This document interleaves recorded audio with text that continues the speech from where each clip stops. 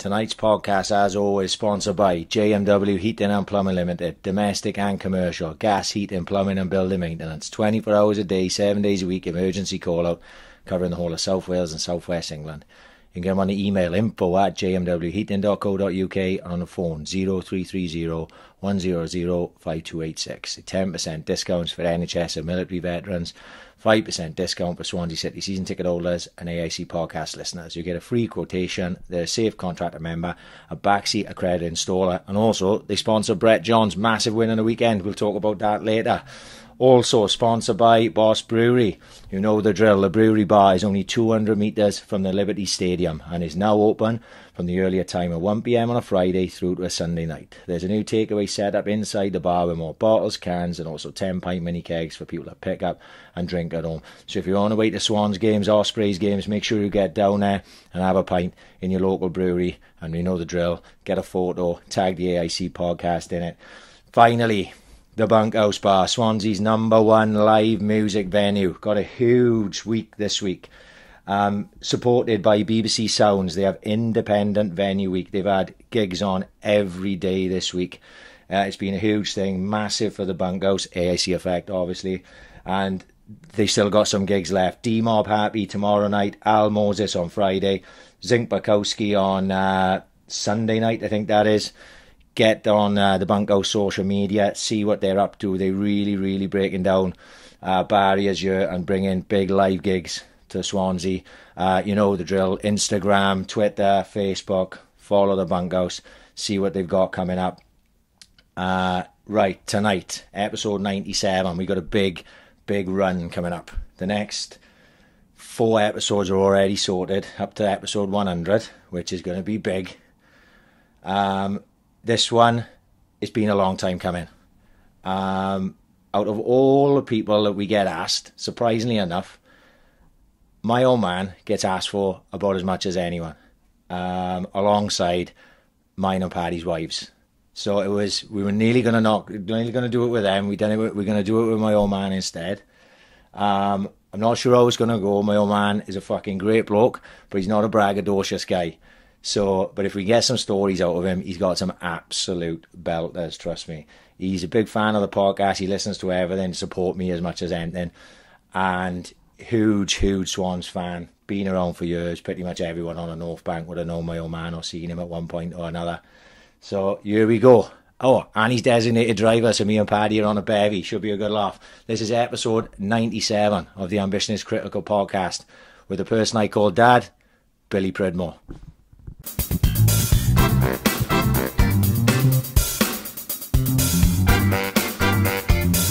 Ambition is critical. Come on, what have we got here? A couple of programmes there. Right. From 76, 77. Yeah. Bradford City on a Friday night. Right. No, that's Tuesday.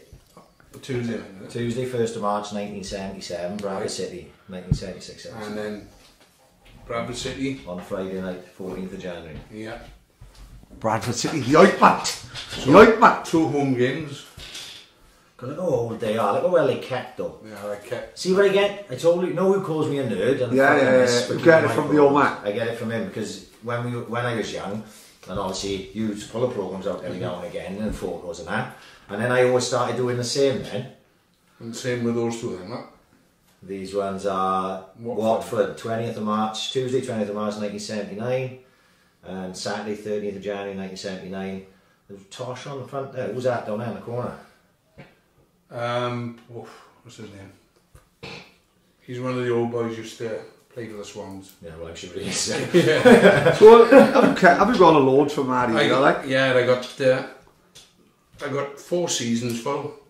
But I'm missing 1 or 2 from each season. Is there such a thing now though? Like, is it like any collectors? I think you still get collectors. Is it? Yeah, I remember putting I got one. Another Swans Liverpool game when we played them in the FA Cup. 0-0 down here. 0-0 down here. Lee Bracey man of the match. Yeah, and I got that programme and I always kept doing my other programmes just in like A4 poly pocket is fucking immaculate. Like them now. Yeah, 'cause yeah, they yeah. are, what are they? They're 30 years old, like, right? And that's, what, 20 years, isn't it? Probably that. Yeah, yeah. And it is like, it just got printed today, like. Really? It's that good quality. And I remember taking a photo of it and putting it somewhere, Twitter maybe, and someone said to me, oh, you should fucking see how much that's worth. Put it on eBay, see what someone will give you for it. But I don't want to sell it. I'd make no, you know, it's not... No, of course. It's well, not going to make give- life-changing fucking money. No, no one's It's going to give just- me a grand for it, Graham. Yeah, You know what I yeah. mean? But, you know, it's got Chrissy Coleman on the front doing kick-ups. Do you Oh, remember yeah, that? DP Fit for Life kit. Fucking double-decker in the background. Yeah. On the Vetch. So...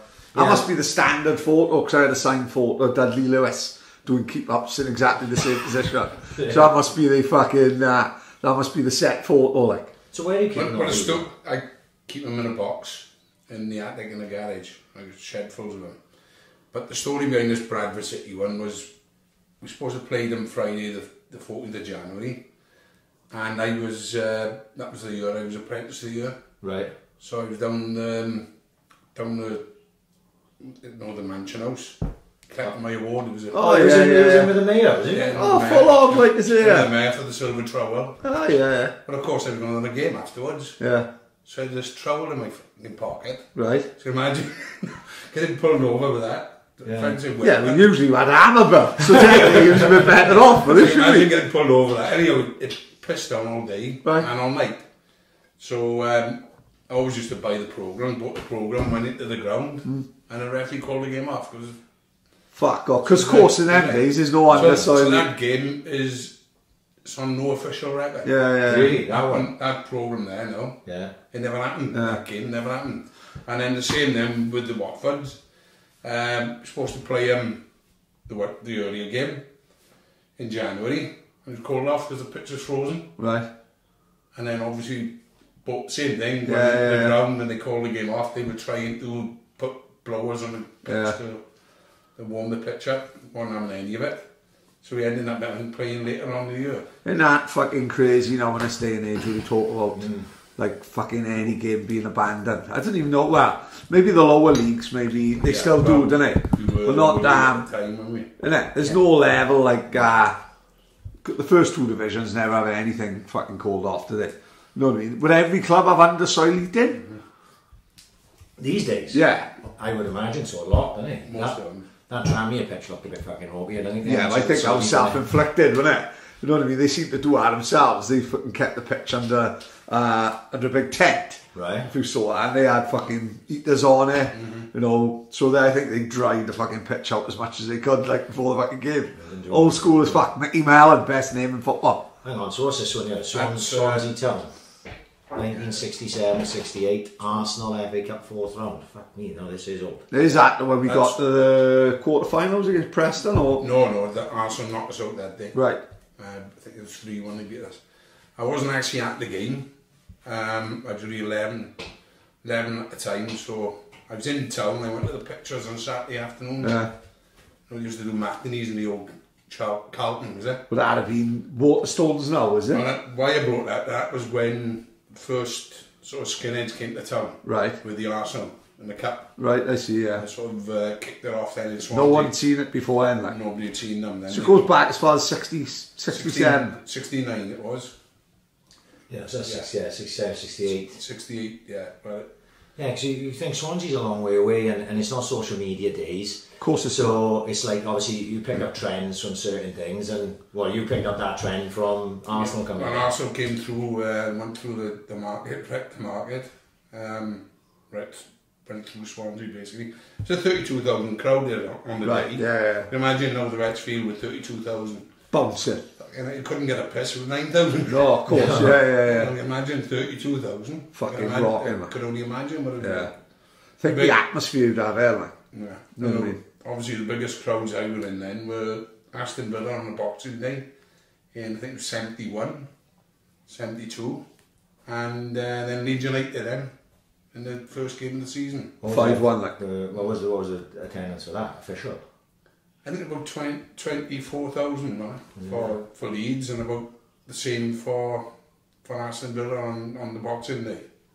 But you couldn't move. Yeah. So that whether we were going to get another 10,000 into the ground, I don't know.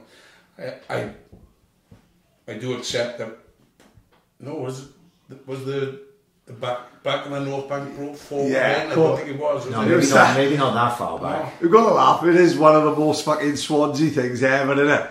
The fucking It's back of the ground's fat. What are we going to do? Stick a couple of bones at the back, like, you know what I mean? All the pretendant lot, like Stevie Woodward and fucking all the Barrows brothers all banging like fuck against the, like, fuck putting building a wall. Fuck that. We'll just have some plasterboard at the back of it. So is that then? Because obviously you was a skinhead as a young teen, was it? When did that start? I first had the skinhead when I was about 12, so it would have been about 79.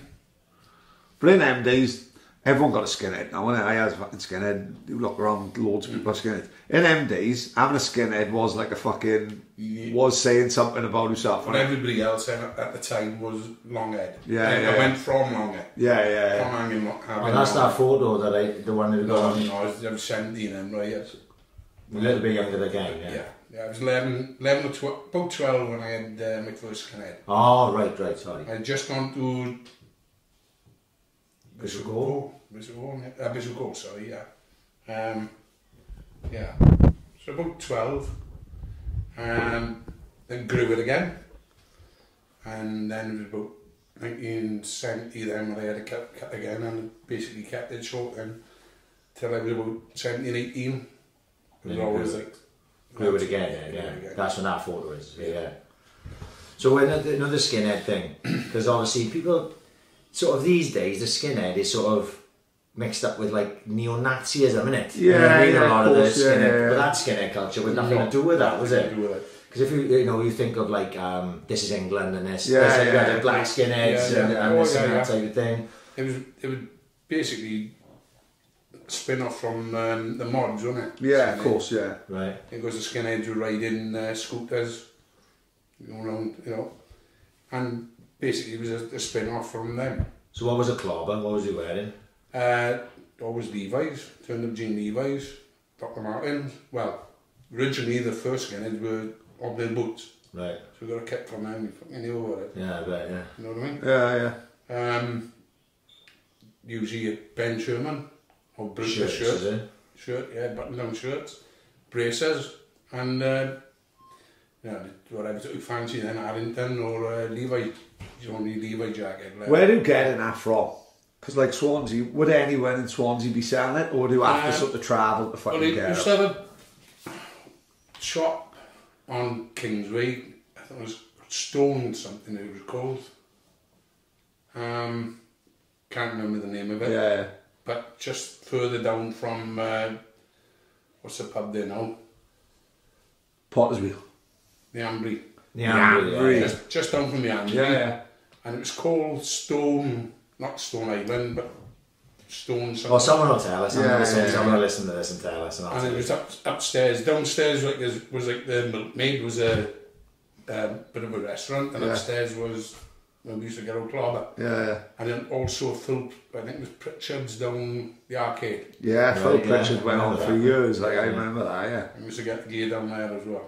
But we used to get it easy enough in Swansea. Was you the oldest lot then, or was there older boys? Oh no, there was older lads in us. As I say, I was 11 or 12 coming onto the scene, but there was other lads here then, like Hank and Kingo. Yeah. Don't want to use, name too many. Yeah. People might get offended or They all not be made happy. fucking 70s long. No, they're all probably in the mid-60s, mid to late 60s. Used to have gangs we did, Morrison gang, Town Hill, they used to call us the Anthill Mob. Right. That was my kid Di, myself. 3 Roberts' brothers, Ernie, Keith and Graham. You had Bunny Sarsfield, Jock Taylor and Junior Davis. So about 8 of us. Yeah. So we used to go down as what was called the Anthill Mob. We had a crowd down from Sketty Park. Youngo, Steve Young, Bobby Orland. Yeah, I remember you mentioned it. A couple of others there. Topper. And then East Side boys then, you'd have Dude, Evo, and a few other small guys. No, trying to remember. Yeah, of course, yeah. You know, some of them hadn't seen for years. Oh, I bet, yeah. Mike Sargent was another one from over here. They had one older lad from over here, and he was a right prick, lived on this road. Right, yeah. Horrible piece of shit. They are. Oh yeah, Tubby. And well, he was a fucking bully basically. Yeah. You know what I mean? He's about 4 or 5 years older than us kids, and he'd give you slaps regular. You know. Never. But fortunately, he fucking talked himself in the graveyard. Did he really? Yeah. Horrible piece of shit. Never. It was back in them days as well. I suppose. Well, maybe not so much the 70s. Would like now you can get anywhere in Swansea in 3 minutes, can it? Yeah. But like it always fascinates me. Maybe not so much in the 70s, but then like when my old man was growing up, my man was born 49. So when my old man was a kid, and he was in Greenhill, to get to Penland would feel like the fucking back end of the fucking beyond. Like he had family in Penland, and if we went up to visit them, it's fucking, he'd say it was a day up. He would spend the day up the house. Yeah. You know, maybe not so much in the 70s, but I don't suppose it'd be like when we was going out, you'd see all these different gangs from different places, and everyone got to know each other. You know, I suppose that for them to get to Morriston would be like fucking hard work, I suppose. We're not driving and fucking... Well, there's a couple of buses, isn't it? Yeah, of course, yeah. 2 or 3 buses. Imagine kids taking a bus now. Fucking hell. It's fucking don't happen, does it? No. You know what I mean? This is that when you started going on the North Bank then, when he was that big of age. You know, as I say, at the early stages, when I was 11 or 12, I used to go to a few games a season, you know. The ones you could sneak in, basically, over the wall. Somebody left you over the wall and in. Who would you go with then? Your brothers, like, who got ready-made mates, yeah? Well, I was the youngest of the crowd, see? Right, yeah. You know, they were all like a couple of years older. I'd go along with them. And as I say, keep seeing the same lads, and then you become that bigger group for that, as you know, when you all been on the North Bank and know what it's about. And you just get to know the other lads. Most of them were older than myself at the time. Yeah. But then, slowly but surely, you know, they started moving away, getting married and whatever. Right, yeah. And then we come through then, because we've just gone through from 11, 14, 16 and onwards. And that's when I met then a few of the other lads in around my age, you know, like Michael Buller and people like that. And yeah, great time with them, no problem at all. You know, still mates today. I seen that photo that I sent you, wasn't it? That Jiffy sent me on that. But you had another couple of photos. You got tagged in on Facebook. Yeah. Sitting on the bench and that. I used them on the Twitter and that. And you and Di Porter and Buller and all them. It's great that all those years later, you're still mates. 40 years, 50 years, class, isn't it? Yeah. You know, but it's not even a strange thing. Like, I could see the mates that I was mates with in fucking 94, who's still in school, who's still friends with them now, aren't you? I know we don't act it or think we are, like we all fucking 40 odd. So I can't see our mates changing in the next 10, 15 years. You might get more mates as it goes along, like, you know, but you're still going to end up with the same fucking mates, going to the same fucking football games. Yeah. It's funny, innit? You know, like you proof of that, like fucking in his 60s now, still going around with the same boys. He was on Sandwich Brigade, wasn't he, the other week, wasn't he? Right, yeah. What was it like at that? As it happened, it was good, yeah. Steak and whatnot. Really? Yeah. What was the occasion? Well, Di Bradshaw, he's from Southampton originally. Right. And in fairness, he's big supporter of Swans as well as Southampton. And he's got a company, vans and trucks. Right, yeah. So he sponsored the ball. Sponsored the what? Sponsored the match. Oh, right, yeah. So with that, then they get so many places. Yeah. You know, free seats, whatever. Well, not free seats, he's obviously. Yeah. You know what I mean? But then he invited all the old lads in, along with his own two lads and a couple of people who worked for him. And we went along and had a good day. I think it's like to try it now and again, innit? You know what I mean? For a free bevy, wasn't it, till kick off? Yeah, no way. Free bevy till kick off, yeah. Fuck it now. And they give you a little tour like as well then, did they? No. What we did, we were in the lounge first, and then they take you down then obviously onto the pitch, side of the pitch, of the photograph taken, and then you go back then, carry on with your drinking. Yeah. And what you had there, like a starters, like prawns and shit, whatever you want. And then I think it was half time. Then we went in. We had the steak. Yeah. And no, we had the steak before kick off. And when we went in at half time, there was soup and all that nonsense. Fucking hell, not so bad, do it? And the old mate Kev was there. Kev and Truns. Oh, Kev Jones. Yeah, they were the entertainment. Were they? Yeah. Oh, look at see, living the high life now with all the celebs. Yeah. They'd be even bigger celeb after tonight. Yeah. People would be having selfies with another. Yeah.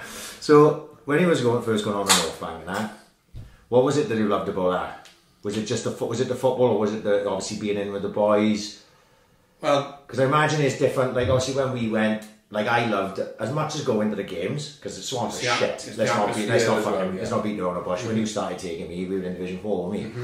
So, but it was more like when I started going with the boys, when I was in Bishop Gore, like say 91, 92, something like that. It was more about just going with the boys and getting on a bank, you know. Yeah. And I suppose I was the same with you. Yeah. Same with me, and unfortunately, I did for my sins. I did support them. You know what I mean? I'd seen some shit games down there. We were down there one day, and myself and Keith Spooner were down the front. And we had two Moores playing for us. Kevin Moore was one, and Gary Moore was the other. One was a winger, and one was a striker. And the game was dire, absolute dire. So the ball went out to touch, and right in the corner where we were. So Kevin Moore running up the wing to take the throw in, and Gary Moore coming towards him as a striker. And my mate shouts out, "Moore, you fucking shit!" And Gary Moore went, "Which one?" He said, "The fucking pair of you." And they were an all fun. We went to Rochdale, 2 coach floods. We had to apply for re-election after that game. Lost 2-1 up there. What's that process? Talk me through that. Re-election was if you finished at the bottom 2 or 3, I think it was. You could go up to the league, whereas now you won't automatically go to the league. You'd just have to go onto the league teams and ask, basically begging them to keep you in. Right. So re-elect you, put your name in a hat, we'll keep Swans in. Really? Yeah, I think we did that twice, 2 re-elections that I can remember. But fortunately, we were re-elected both times. Different to when we played Hull at the time, then you were automatically... Yeah, we would have gone if we'd have lost. Yeah. So that was the process behind that. You'd basically go cap in hand to other league sides, do us a favour, vote for us to stay in, and then if you were in that situation next year, we'll vote for you. Yeah, I can imagine it'd be fucking shady as fuck. You know what I mean? If it was in a conference, you'd fucking open getting in because people should... You voted up, old boys club, innit? Yeah. You know what I mean? Right, you were there this year, we could be there next year, so we'll vote for you, and then if and when it's our turn, you can vote for us. The way it is now, it's much fairer. It is definitely much fairer, isn't it? Yeah, of course. You know what I mean? That is fucking... Imagine being top of the Northern League or Southern League, whichever it was at the time, and you were waiting on somebody to be voted out. Crazy. It's like pissing in, it's like pissing in the wind. Yeah. Have Swans ever gone out the league, anyway? No, to my knowledge, no. Obviously would have been the closest, would have been a Hull. Hull, yeah. But no fairness, mind, for a club, not a massive club, I suppose, but to never ever been out of it, when you look at the teams. But you look at the finances over the years as well, isn't it? I was looking at something the other day. Someone put it on Twitter, I can't remember who it was, and if there's anyone who falls apart, I do apologise. And it was talking about nearly going into bankruptcy, even before Petty, before fucking Toshack. They did what was the Man United charity game? Was it Man United they played in a charity game, and they took all the money from the stands and he gave it to the club, and I was reading this whole double page article on it, and I was thinking to myself, fuck, I know about this, but I just hadn't thought of it for a long time. Actually, I've actually done that programme as well. Had a picture of Robbie James walking onto the pitch. Would that have been Rimmer's testimonial? I think Jimmy Rimmer was in goals. Yeah, I went to that game. Like. Did you? What year was that then? I would say 86, 87. No, that was a testimonial, but we actually played them in a, as Ryan said, in a fundraiser. Fundraiser, really? Basically. And who was the United manager at the time? Fergie, I think it was.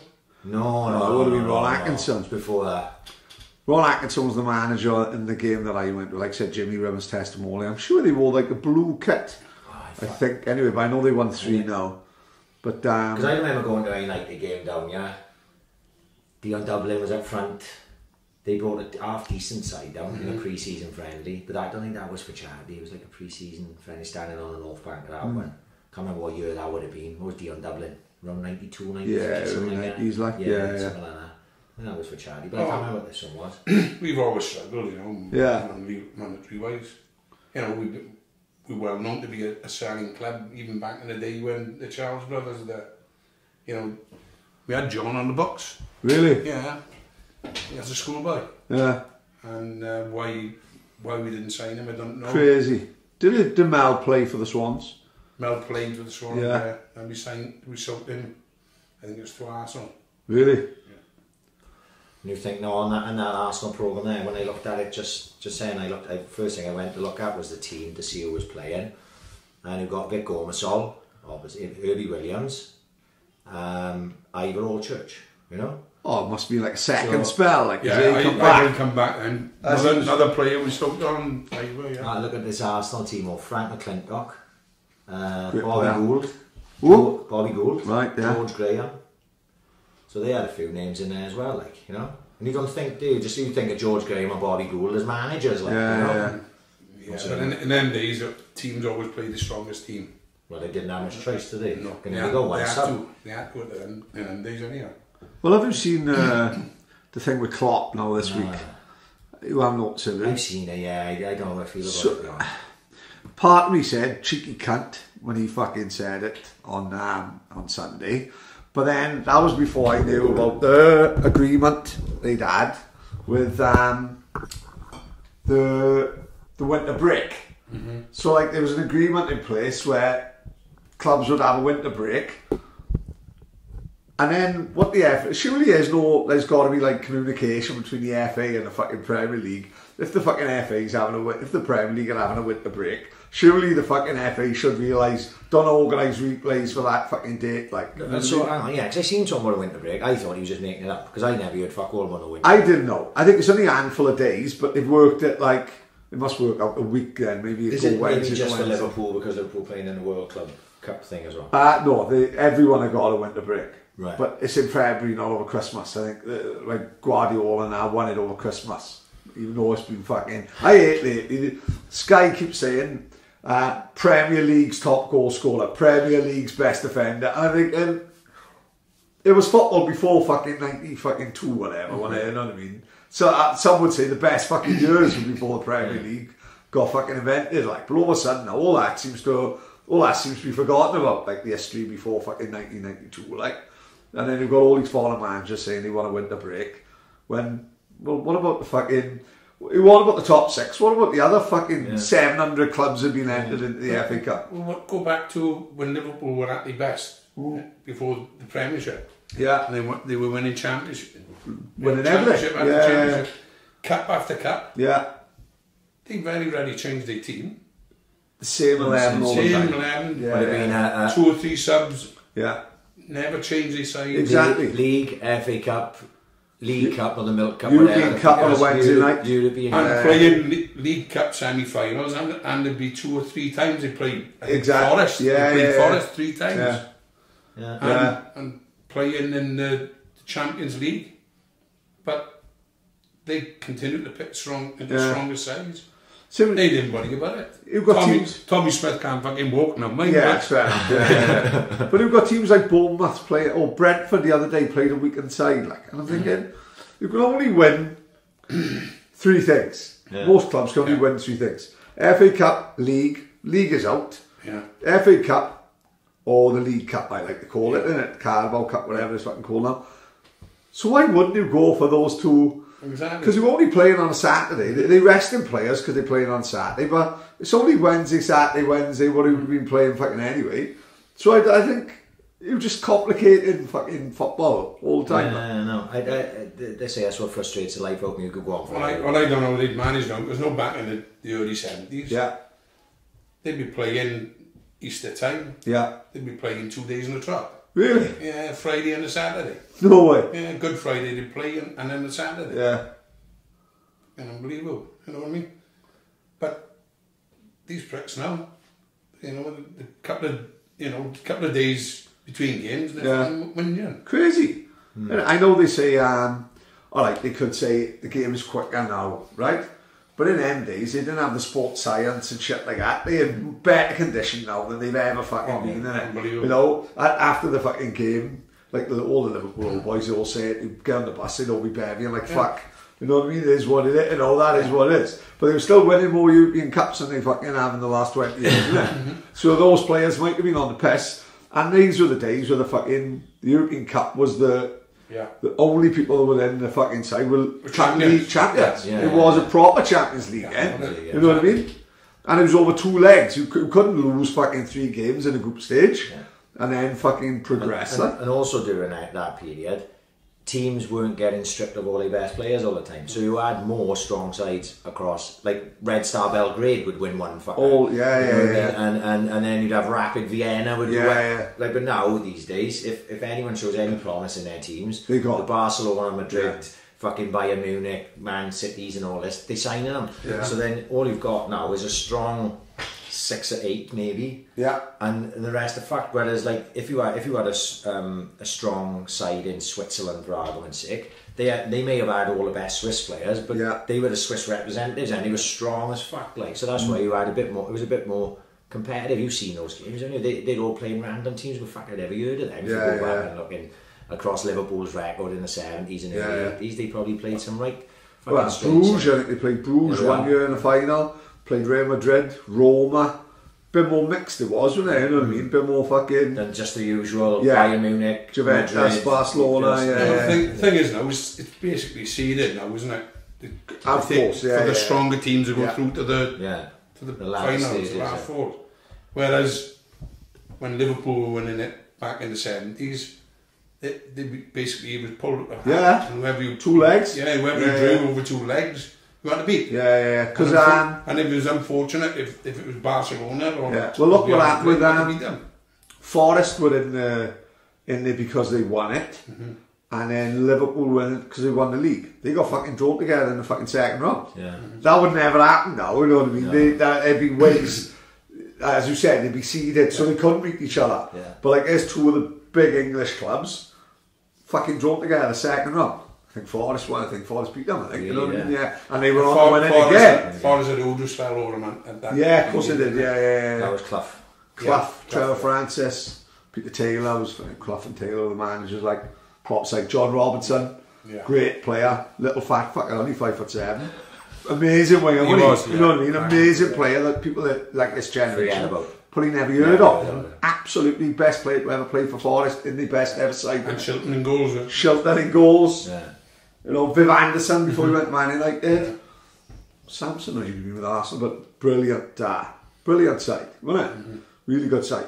But in the days where I seen that documentary, like I said, the Forest documentary, they pulled up late. They drove by bus to a game. Saturday morning, they get 11 o'clock. Clough had them out on a fucking roundabout, training. No, like Cumbola roundabout, fucking everyone in the gatehouse clapping them. That's what fucking Clough had him. You had him doing fucking warm-ups on the fucking roundabout. Imagine that, no. Fuck, you know. Different fucking era, you know. Clough wouldn't survive this, you know, this era now. No. All these fucking snowflakes. Remember he slapped the fucking fan with his jump by? He didn't give a fuck, Clough. He didn't give a fuck. And then the best thing, the guy apologised to him. Yeah, and then Clough ended up giving him a big kiss like a big lesbian dyke, didn't he? It's like when he paid £1 million for Trevor Francis. Francis turned up with his long hair and the first thing he said to him, get his fucking haircut. No way, fucking it. And he did. Yeah. You try and do that these days. Yeah, They've got too much power, haven't they? Oh, it's Yeah. tribunal, wouldn't it? Of course it would, yeah. Have you seen The Damned United? Brilliant. Amazing film. I read the book. Yeah. Oh, brilliant, love that. The Damned United is Michael Sheen plays Brian Clough, and does an amazing job in Brian Clough of how many days was he in charge of Leeds? 44, I think it was, or something like that. It's basically of his time at Leeds, and it goes into it. So it's mixed in, it's mixed in with his time. So we'll have a chat about Leeds in the book. We'll have a chat about Leeds, then we'll have a chat about Derby when he was winning. How they won the league? How he won the league with Derby? It's fucking brilliant. And he had a bit of an obsession with Don Revie, didn't he? Yeah. They had this, so because you can see the interviews, can you, of Clough and Revie? I want to win the league title. Yeah, I want to do it a damn sight better than you. Yeah, and it's fucking absolutely amazing film. Because they like having the interview, the match at the big studios, like, and they fucking arguing in it. You can't win it better than me, Brian. I only lost 2 games. Well, I want to lose 1. And Clough's an argument in a little country. He's all fucker.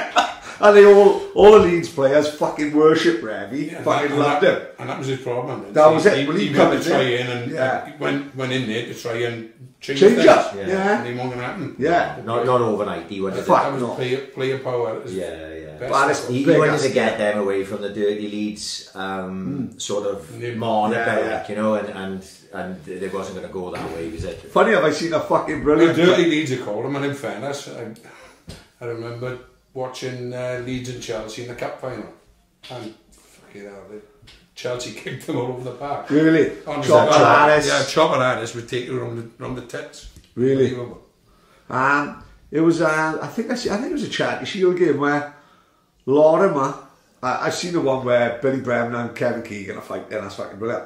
Lorimer chins Keegan, gives him a left hand, proper Joe Fraser left up, like. Right. Keegan goes down, but gets back up. The ref just books him. Yeah. The ref booked him, like, you know what I mean? Fucking brilliant to do. It was like Portana Colts the other day. Fucking, one of the Portana Colts boys, right, Tom Smith, 2 foots, Sean Darling, right? Dirty tackle, mind you, tackle him on the fucking face, mind, right? Sean Darling gets up, gives him a left up, right hand. Tom Smith falls down, gets back up. Fucking the Portana ref sends the 2 of them off. Ridiculous, right? Well, Tom Smith got sent off and being fucking hit with the left hand. Crazy. That's what it was like in the 70s, I can imagine, like, you know what I mean? Getting a booking for fucking chinning Kevin Keegan. Well, I'm going back to the Tottenham game we played in the cup. Was it Swans now? Yeah, Swans played in the cup. Tommy Smith. All week it was in the paper, Tommy Smith is going to nail Ossie Ardiles. Right. Fucking hell. But he did. I think the fucking bruises come out and they did. It was grandchildren. No way. Oh, he hit him up the fucking head. Tommy Smith, that hard? Yeah. Oh, he went fucking flying into him. Really? Unbelievable. But all week they've been on about it. So never. It was no surprise when he did it. Yeah. None of us went, oh, fuck, what happened there? He was all waiting for it. No way. And I think he only got popped. Imagine that build up, innit? Yeah. No way. I bet the crowd were fucking mad. Oh, fuck, yeah. Oh, he went through him like he won there. Have you seen that? You haven't read Kurt's book, have you? No. There's a story in Kurt's book about Tommy Smith. It tickles me. I think about it every now and again. I think about it. Yeah, go on. So they can only have 12 in the squad. Of course, right? yeah. So Tommy Smith won in the squad. He was he was the 12th man. But he also, because Tosh was on a pitch, Tosh had told Tommy Smith to he's the manager as well, because Tosh was playing manager. Right, okay. So Tommy Smith's on the line, and he said, and like the way Kurt tells the story, obviously doing that disservice, but Kurt tells the story like something like, you know, Tommy Smith thought Tosh was having a fucking mare. Right. So the fucking board goes up. Yeah. He's pulling Tosh off for himself. No. Yeah. Tosh is walking off going fucking mad, and Tommy Smith was going on. He left me in charge, didn't he? Sean Chattel still says to this day, like, I think he likes talking about it when he went to Swans playing Northampton in Wembley, like, and Churchy saying like he's on the fucking bench, and Wembley would have suited Churchy, like, keep the ball, nice big pitch. Sean Chattel's 20 years ahead of his time when Swans were playing keep ball in fucking 2005. Sean Chattel was doing that in '94, but all Swans fans saying, get it forward quickly. Sean Chattel just give it the full back, never lose the ball. When he played in Northampton, they makes a sub. So Sean's thinking, fucking great, and going on to Wembley. And Mulvey put himself on. Sean said, what hope have you fucking got when the gaffer is in a position? And not only that, he's fucking Jan Mulvey. He can do whatever the fuck he wants. And he's won the fucking lot. He's won everything. Fucking spewing, like, cut into this day. So when did you first start going away with the Swans? The first away game was Bolton Wanderers. Bolton Wanderers was... You've come prepared? Yeah. Come more prepared than me and Barry. You got the Definitely more prepared dates, Barry. I can't fucking remember the date, but about 71, something like that. 71. So what would it be then? So I would have been 14, 12, 14, yeah, about 14. How do you get the games I was then? gonna say, Buses, trains, Buses, horse and cart? Actually, we went at the Pop and Crisp bus. Is it? Yeah. Yeah, we all went. A couple of the boys from the hill, as I say, they all went to the mob. We all went up and Pop and Crisp with the supporters club. Well, the buses are taking fucking all day in, because there's no motorways in, it's all fucking back. It was like a nightmare. I can imagine. Yeah. I can fucking imagine. It's a fucking nightmare. But no, 0-0 draw. Oh, awful game. We had a few pints in the club beforehand. No problems there at all in Bolton. And as we were coming out then, the bus pulls up the light and Jock Taylor decides he's going to get off and fucking chin somebody. Right, yeah. Well, any random... Yeah, just somebody walking past. He right, just jumps okay. on the bus, chins a fucking kid walking past. Yeah. Knocked up. He was done. No way. That was him done, yeah. Fucking nightmare. Fucking right this night. Imagine waking up in fucking Bolton Plod Station. Oh, it's fucking Oh, you fucking know. The bus didn't wait for the men like Holy Fools Road, did they? No, off he went. No? Oh, fuck you now. Innit? Off he went, left him behind. So, you know, when you were going away then, in them days, was it like, because obviously the game's very sanitised now, so there's no way I go when you go to these games, but I imagine them days, if it was there, you could fucking go and get it. Oh, yeah. Quite often you just turn a corner and... Wrong place, wrong time. Wrong place, wrong time. And he'd be right in the middle of it. And it was either... Scarpa or he'd get amongst it. And depending who was with and how many of you there were. You know, with some of the boys, it didn't matter about the numbers as long as you had the right guys with it. Yeah. You know, quite often we'd go away and we'd be outnumbered by a few. But if you had the right guys with you, in study ground, and quite more often than not, then we came up the right on it. I suppose that is a big thing, is like you said, is who got with you, like. Oh yeah. Because I suppose if you, in the way the football was in them days, like with two lines fucking opposite sides of the fucking road, if you got the front two who were willing to go in, then I suppose you've got to end up straight away on the front foot, you like fucking Band of Brothers, like we were fucking Enzo's coming back watching. You know what I mean? If you've got the front two fucking game, then I suppose then you fucking, that changes everything, I suppose, in that fucking day and age, like.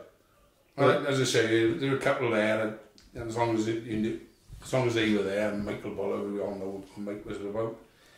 We had Gary Wally, dead now, poor fucker. But there was a guy you could rely on. You know, wouldn't turn your back on him. He was a fucking lunatic, absolute fucking lunatic. But you rely on him. John. You know, John Stereo. Yeah, you always rely on John. And as long as there's a little crowd of you, you need too many. Because the more of you there were, the more fucking chances. Of course, yeah, more stragglers. Well, the ones you'd have in with the hangers on, they'd be the first fuckers to run. Yeah. And cause chaos, you know what I mean? I suppose you soon weed them out, don't you? Yeah. If you're going away and there's always going to be trouble. If you start with 30 of you, and then you know that these 20 are good for running, then you don't bother with them again, do you? You know what I mean? You don't, well, they've all a bunch of fucking cunts they are, like, so a slot will stick together type of attitude, like. But in those days, you're just getting a slap on the wrist and a couple of quid fine if you get nicked, is it? Yeah.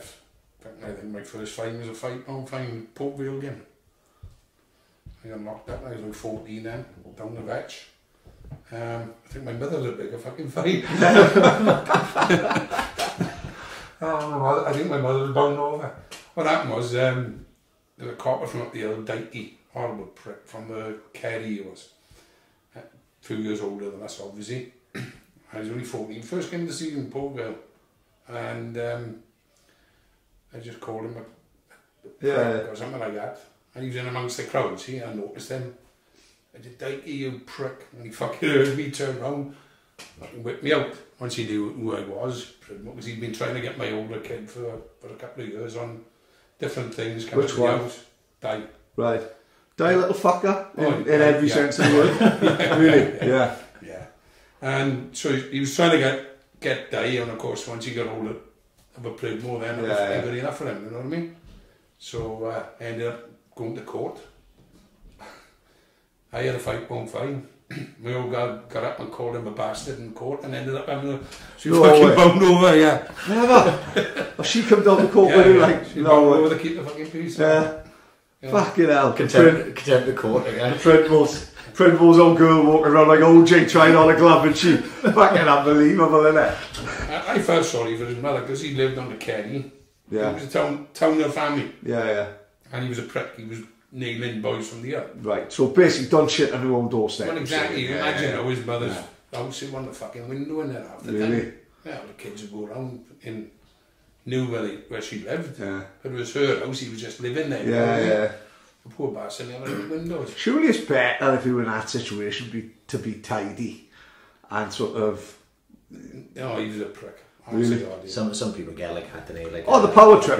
Mate, you see it in every walk of life, isn't it? A lot of people who end up like, you see it in like normal firms, people who just become bosses, isn't it? Who make someone a boss even if they just one step above the ladder too. Like that little tiny bit of power can change people's fucking perspectives on lives, can it?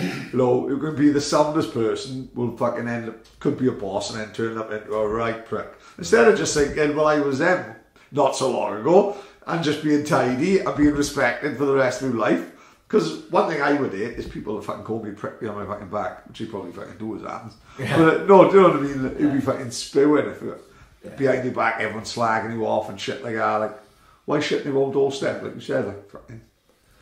But they did it then, because obviously there must have been a time when you were 14, you're probably just going for a bit of banter and kicking around. But when you got a little bit older then, did it get like a bit more, you know, was you going looking for it?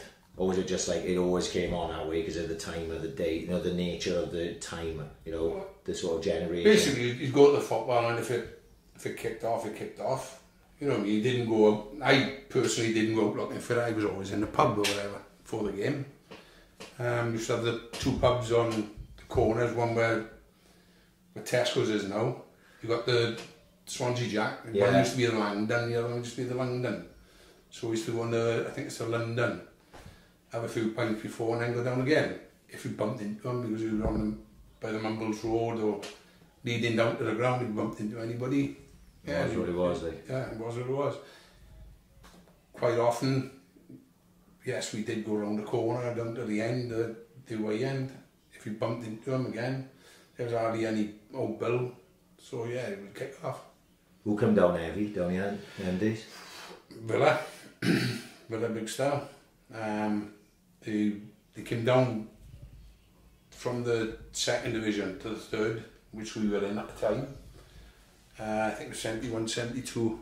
Villa would have been in the 3rd division. Really? Villa come down, yeah. They had two seasons in the 3rd division. The first year, I think it was possibly 71, and they came down big style. But they were going round at the time, they were well known to go around then and be spraying ammonia on people's faces. Oh, fuck me. You know what I mean? Yeah. So they were known, so they were known for that. They came down, as I say, I think it was 71 was the first time. 72 was a Boxing Day. We played them on massive game. 28th or 29th of December we played them. And they came down and it was that was the biggest crowd at the time, 24,000, something like that. Went on the North Bank. They went on the North Bank early. Because in this day, they could have just, right, because people think about walking on a North Bank, like as if they came out to the away end and went into the North Bank. No, they just literally walk through the turnstiles. Yeah. And as people, Swans fans were going into the turnstiles and they would nail them the other side. Weighing them in on as they were coming through. So, same again, I was only a youngster at the time when it happened, but I was down there. Went on to the North Bank. The place was fucking full. As I say, it was shoulder to shoulder, so when the Swans fans did eventually get together, they forced him further down the bank, and it just kicked off all game. Fucking unbelievable, all game. After the game, we went round what they call Orange Street, you know where the quadrant is now. Yeah. That was just a big car park. Right. And you had the Buccaneer and the market. Buccaneer would have been CNA, with new look is, I think, now, isn't it? Buccaneer, the old CNA. Yeah. It was underneath the, you had the hotel. Dragon Hotel. Dolphin. Right, they got it, It was underneath the Dolphin Hotel. Yeah. So, just along that road then, it was just a big fucking open car park. Right. Well, you can imagine, they had all the buses parked. Yeah. Like, I don't think there was a window left in the buses. Really? When they left. Windscreen wipers were no good. Well, Yeah. fucking windscreen. I don't think there was the bus left with the window in. It just went, obviously once it all got together. Yeah. And the ammunition was there. Fucking boulders everywhere. So I think that put a block on them coming down again. They weren't happy about us after that. But the others always Cardiff. You couldn't discount. Would we play each other often then? Welsh Cup Cup. or Welsh Welsh Cup every Mainly year, mainly in the Welsh Cup because obviously they were in the second division. We were in the third, fourth. We were just bouncing between the two. They were continually a second division side, but hence why they had the numbers. Yeah. People were going to Cardiff to watch better football. Yeah, of course. Understandable, going from Neath, Port Talbot, Connecticut. They were all going there. Oh, people from the Turks would bypass. Turks would bypass. They would come into Swansea to get the train up to Cardiff. No way. Yeah, because you said about going to a Wales game. I remember you telling me that story before. Myself and Tracy one year. I think it was might be Yugoslavia again. And caught the train at Swansea Station. High Street. There was a Connecticut train that just pulled in. There was about 30 Turks in it going to the game. We were going to watch Wales, weren't we? Yeah. So about 30 Turks in it. Walking up and down. It was only myself and Tracy walking up and down the train. Clocked us, obviously. Yeah. Straight away I said to Tracy, they fucking clocked us. Right. But they didn't do anything, just carried on walking up and down the train, pulls into Port Talbot. Yeah. Neath Port Talbot, a few more of them gets on.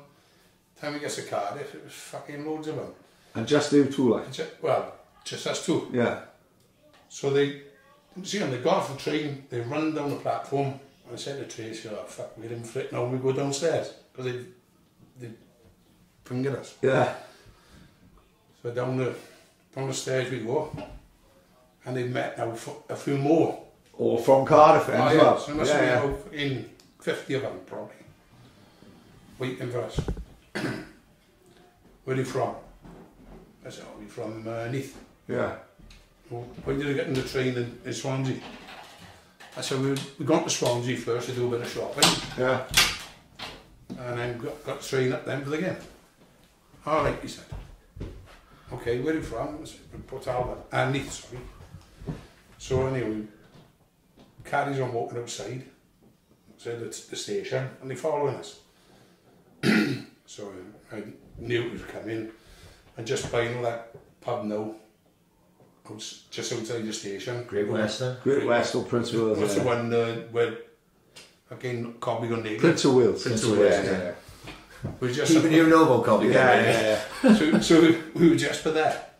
And next thing you know, they fucking round us again. And I could see one of them fucking lining me up. So they just rattling on where you from. I said, we told you from fucking Neath. What are you doing up there? We come to watch the Welsh game. So this big fucking launches his head into me. But I knew it was coming, so I just dropped my head and he caught me in the top. Still waiting for him, no real attack. So I was just shaking up and waiting for the next one. So one of them kicks me up the fucking hole. What an asshole. Anyway, she kicks me up the hole. Then another one comes flying in, but in the meantime, Tracy's picked up a push bike now from fucking Alfred, who's outside Alfred. Right. And threatens to throw it at him, see, but back them off again. And obviously he was just surrounded by the bastards. Yeah. Unfortunately, I had two guys coming around the corner, Cardiff boys, didn't know one from fucking Adam. And I said, hold on, what the fuck's going on here? And he said, oh, these Swansea boys. And he looks at it, he said, I've seen them on fucking Grange, and he said, in Cardiff. Oh, sorry mate, all that shit. We got out of jail basically. Unbelievable. You know, we were fucking surrounded. So do you think these fuckers was just sticking up for you, or did you genuinely mistake you for? They generally mistaken us for somebody. No way. Yeah. So I was around the pub, there was a few babies, it was in the ground, and we went on the Grange, which was the end then where they all used to go. And I think it was the same game. And I said to Tracy, I got to go for a piss. But I said, a couple of the guys by there have clocked us, so just be fucking careful, you know what I mean? Yeah. So a couple of guys looking our way. Off he goes for a piss. I said, I think I know one of them from college. Off he goes, comes back, and they're talking to Tracy. So he said, everything all right? He said, yeah. He said he knows you from college. So talking to him, they were from Bridgend, they were tidy lads. And he said, look, stick with us. We're going back to the station, and you'll be fine, he said. So I told them about, because they knew we were Swans. Yeah. They guessed that. So he said, you stick with us and go back to the station, it'll be okay. So, in fairness, took us to the station, jumped on the train, and then we told him about these fucking Turks. And he said, oh, whatever you do now, he said, don't do anything while we're on the train. Because in fairness, then he said we're going to have to... Yeah, oh, of course. We're going to have to react. All Cardiff together. Yeah. He said, as soon as we get off the train, you can do it fucking night. So, they got off a train in Bridgend, give them a wave goodbye, thanks lads. Continued then, going down, and of course there's still loads of them. But these pricks were connecting, we're still walking up and down the train. Yeah. Well, everyone from Cardiff is getting off at every station. Yeah. Like so. Yeah. So when we get to Swansea, you know, it's still about like 14, 15 of them. Yeah. There were about 9 or 10 of us then, because we picked up the lads who were on the trains. We weren't on the same train going coming back, we were on the same train. So I said to Tracy, come on, let's fucking have them. So they got on the train, we followed them on. We get the fuck out of In a fucking, like now we've got like the bubble games and shit like that, bubble trips and like separating fans. Now it must be like a fucking, it's a different generation, isn't it? It must be fucking alien to you. In them days there's no fucking seats, no stand. Oh no, fuck. You know, as you say, it was all standing, as you know. Yeah, of course, yeah. Standing with the mates, isn't it? Any game you went to by train, especially internationals. Well, anyway, internationals, you go to Cardiff. Yeah. Cardiff fans were getting on from fucking Leith. Yeah, of course, yeah. You know what I mean? Yeah. Well, as you just explained, fucking Swansea, they get because they're coming from the Turk one. There's what was his name? We was talking about it. The Welsh, Pete. Yeah. That documentary Doug Stannard did about he followed the ICF for a year, like, and it's a brilliant. Well, it's not brilliant for the people who's on there. They're on one of the trains. Or it must have been on a tube actually, like, because they're going West Ham were fucking playing to Chelsea, and it's kicked off on the tube, and this guy panned over to I think she's a nun. There's a nun with like 5 kids, like young girls. The girls are screaming and crying. The nun is trying to fucking cut them in, and Cass Pennant is screaming through the window at Chelsea like fucking kiddie firm, you know, and it's kicking off on the fucking tube, but all you can see is this nun cutting these fucking young girls like absolutely fucking lawless. London was fucking lawless in them days, you can imagine. You know, plus up or train up and then see what happens. Because my old man scored Chelsea as well, see? Yeah. Cool. How did the Chelsea thing come about then? Well, from Leeds, when they played Leeds in the Cup. Right. I was in school and and everybody was Leeds fans. Right, because yeah. Leeds were the team. But he'd be an So I just argumentative fucker. Yeah, I just went with the underdogs at the time. Yeah. And then supported them ever since. Because most people had two sides in it. It's not like because, you know, let's be honest, we were shit. it's dog shit. Yeah. Dog So shit. anyone who says they not, they didn't. Anyone fair, Well, there was a few that didn't. Like Carl Owen, people like Aaron Whitfield and all that. all those boys. Yeah, in all fairness, you know, respect to them. Like, but we all had fucking two sides, you know. Well, a couple of lads used to run the same bus together. Leeds and Liverpool playing each other, jump on the same fucking bus. Really? Half of them be Liverpool, half of them be Leeds. Is that right? Yeah. So when he was going to Chelsea, I bet that was a different ball game altogether, was it? Because it's bigger totally numbers. different ball game, yeah. You know, we had some fucking right head bangers there as well. Like. So would they have known you? No, or would you just gone up there and then you just been another? Well, we used to get pulled regular, you know, in Really? pubs, yeah. But as soon as you said, look, fucking Chelsea, they'd be alright. Yeah. So, first game I watched was about, I think I took the mother up about 70. Imagine my old girl, don't can you? Oh, unbelievable. Like fucking 4'9". Yeah. And there's a London derby, Chelsea QPR. Right. 3-year-old draw. Fucking hell, it was on the shed. How we didn't get killed, you don't never fucking know. It was just all moving forward. Right, yeah. With each goal, you know, Yeah. each goal. But of course, you know, right pin the crowd barrier. Yeah. Not used to the crowds, you know, either on the fucking bench. Of course not, You know what I yeah. mean? So, QPR scored first, crowd goes forward, all these kids jumping under the crash barrier. Yeah. I thought, what the fuck's going on here? Bang! Never. Yeah. And so, fucking winded from that one. I realised then after it, and then from every goal then I was just putting my arms out and holding us off. But going back to that, then I nearly copped it in Cardiff and Chelsea. Right. And that was not because of the goal scored, it was at the end of the game. Chelsea won 3-1. And we come out the ground and it kicked off outside the ground. And I was just on a crash barrier when it kicked off. So every fucker was shouting in front, it's all going off out there, and then the people behind started pushing forward and I couldn't get out of the way. I was crushed against a crash barrier. Fucking, I thought I was dead.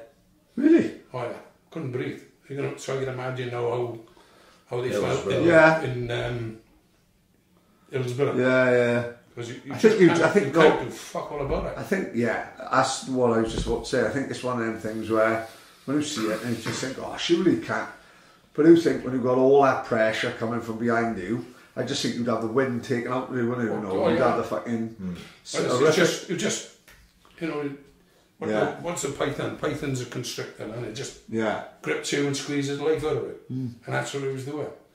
And I couldn't do anything about it. Yeah. And I can imagine the poor fuckers in Hillsborough, what they went through. Yeah. Do you see like old videos of the cop in the 60s? Like moves, like. It fucking moves, like, you know, you haven't got no... You fall over in that. You fucked. Yes, I agree, You couldn't get back up if you wanted to. In the 60s, like, it's like black and white, they all in shirt and tie, and they all stand this way, you know, forward, sideways. And you just think, fucking hell. Health and safety with that fucking field day today, wasn't it? That fucking, the guy who fucked the dog in Phoenix Lights, you know? Laugh or burn, son, laugh or burn. They fucking go mad, you know? Yeah. So, anyhow, go back to Chelsea. First away game I went to with them was Tottenham. And it was... It's supposed to be a horrible place, Spurs, isn't it? Spurs, yeah, they're all the blunter bastards. It was a relegation battle. And Tottenham won 2-1, Chelsea went down that year.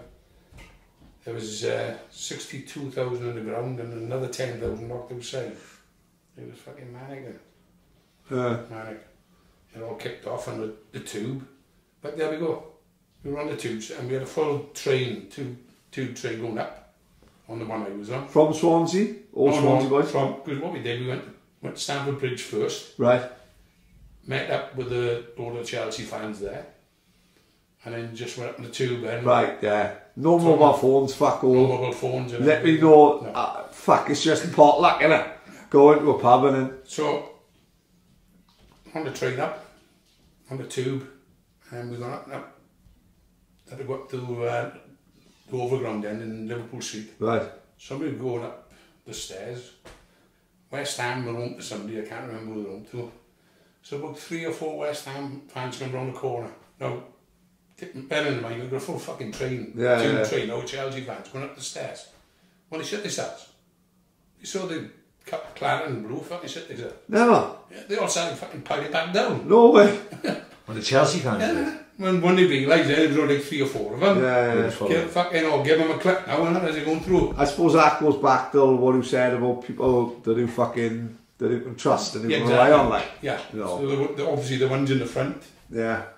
Fucking weren't they were expecting a full firm to come around the corner. They actually made fucking buttons. Yeah. And we went up and the main station in Liverpool Street Station, and Tottenham fans were there as well, so it kicked off there. And then all day it was a fucking non-stop. Yeah. Because like Chelsea had a big, like I think, what was his name?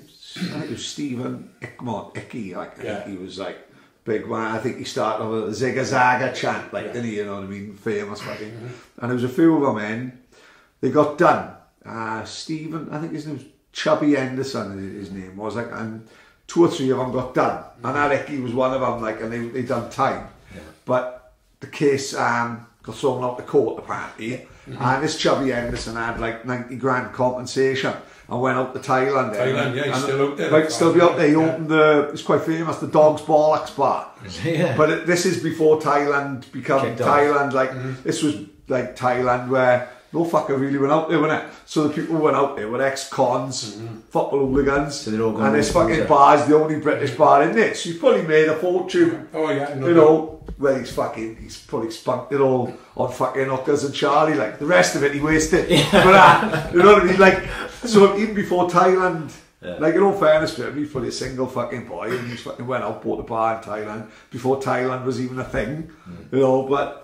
And I know that he had about 90 grand as well, and the case, I don't know where the police fucked up. Because I remember reading a book, I think you had it as well, about the Chelsea headhunters, and you said, was it Icky that you knew, or which one of them did you know that was in the book? Because I remember talking about it. I think, was it Babsy they mentioned? Black Babsy? Maybe, yeah. He had lost his arm when he was a kid. Right. And, but he was a whiny little black kid he was.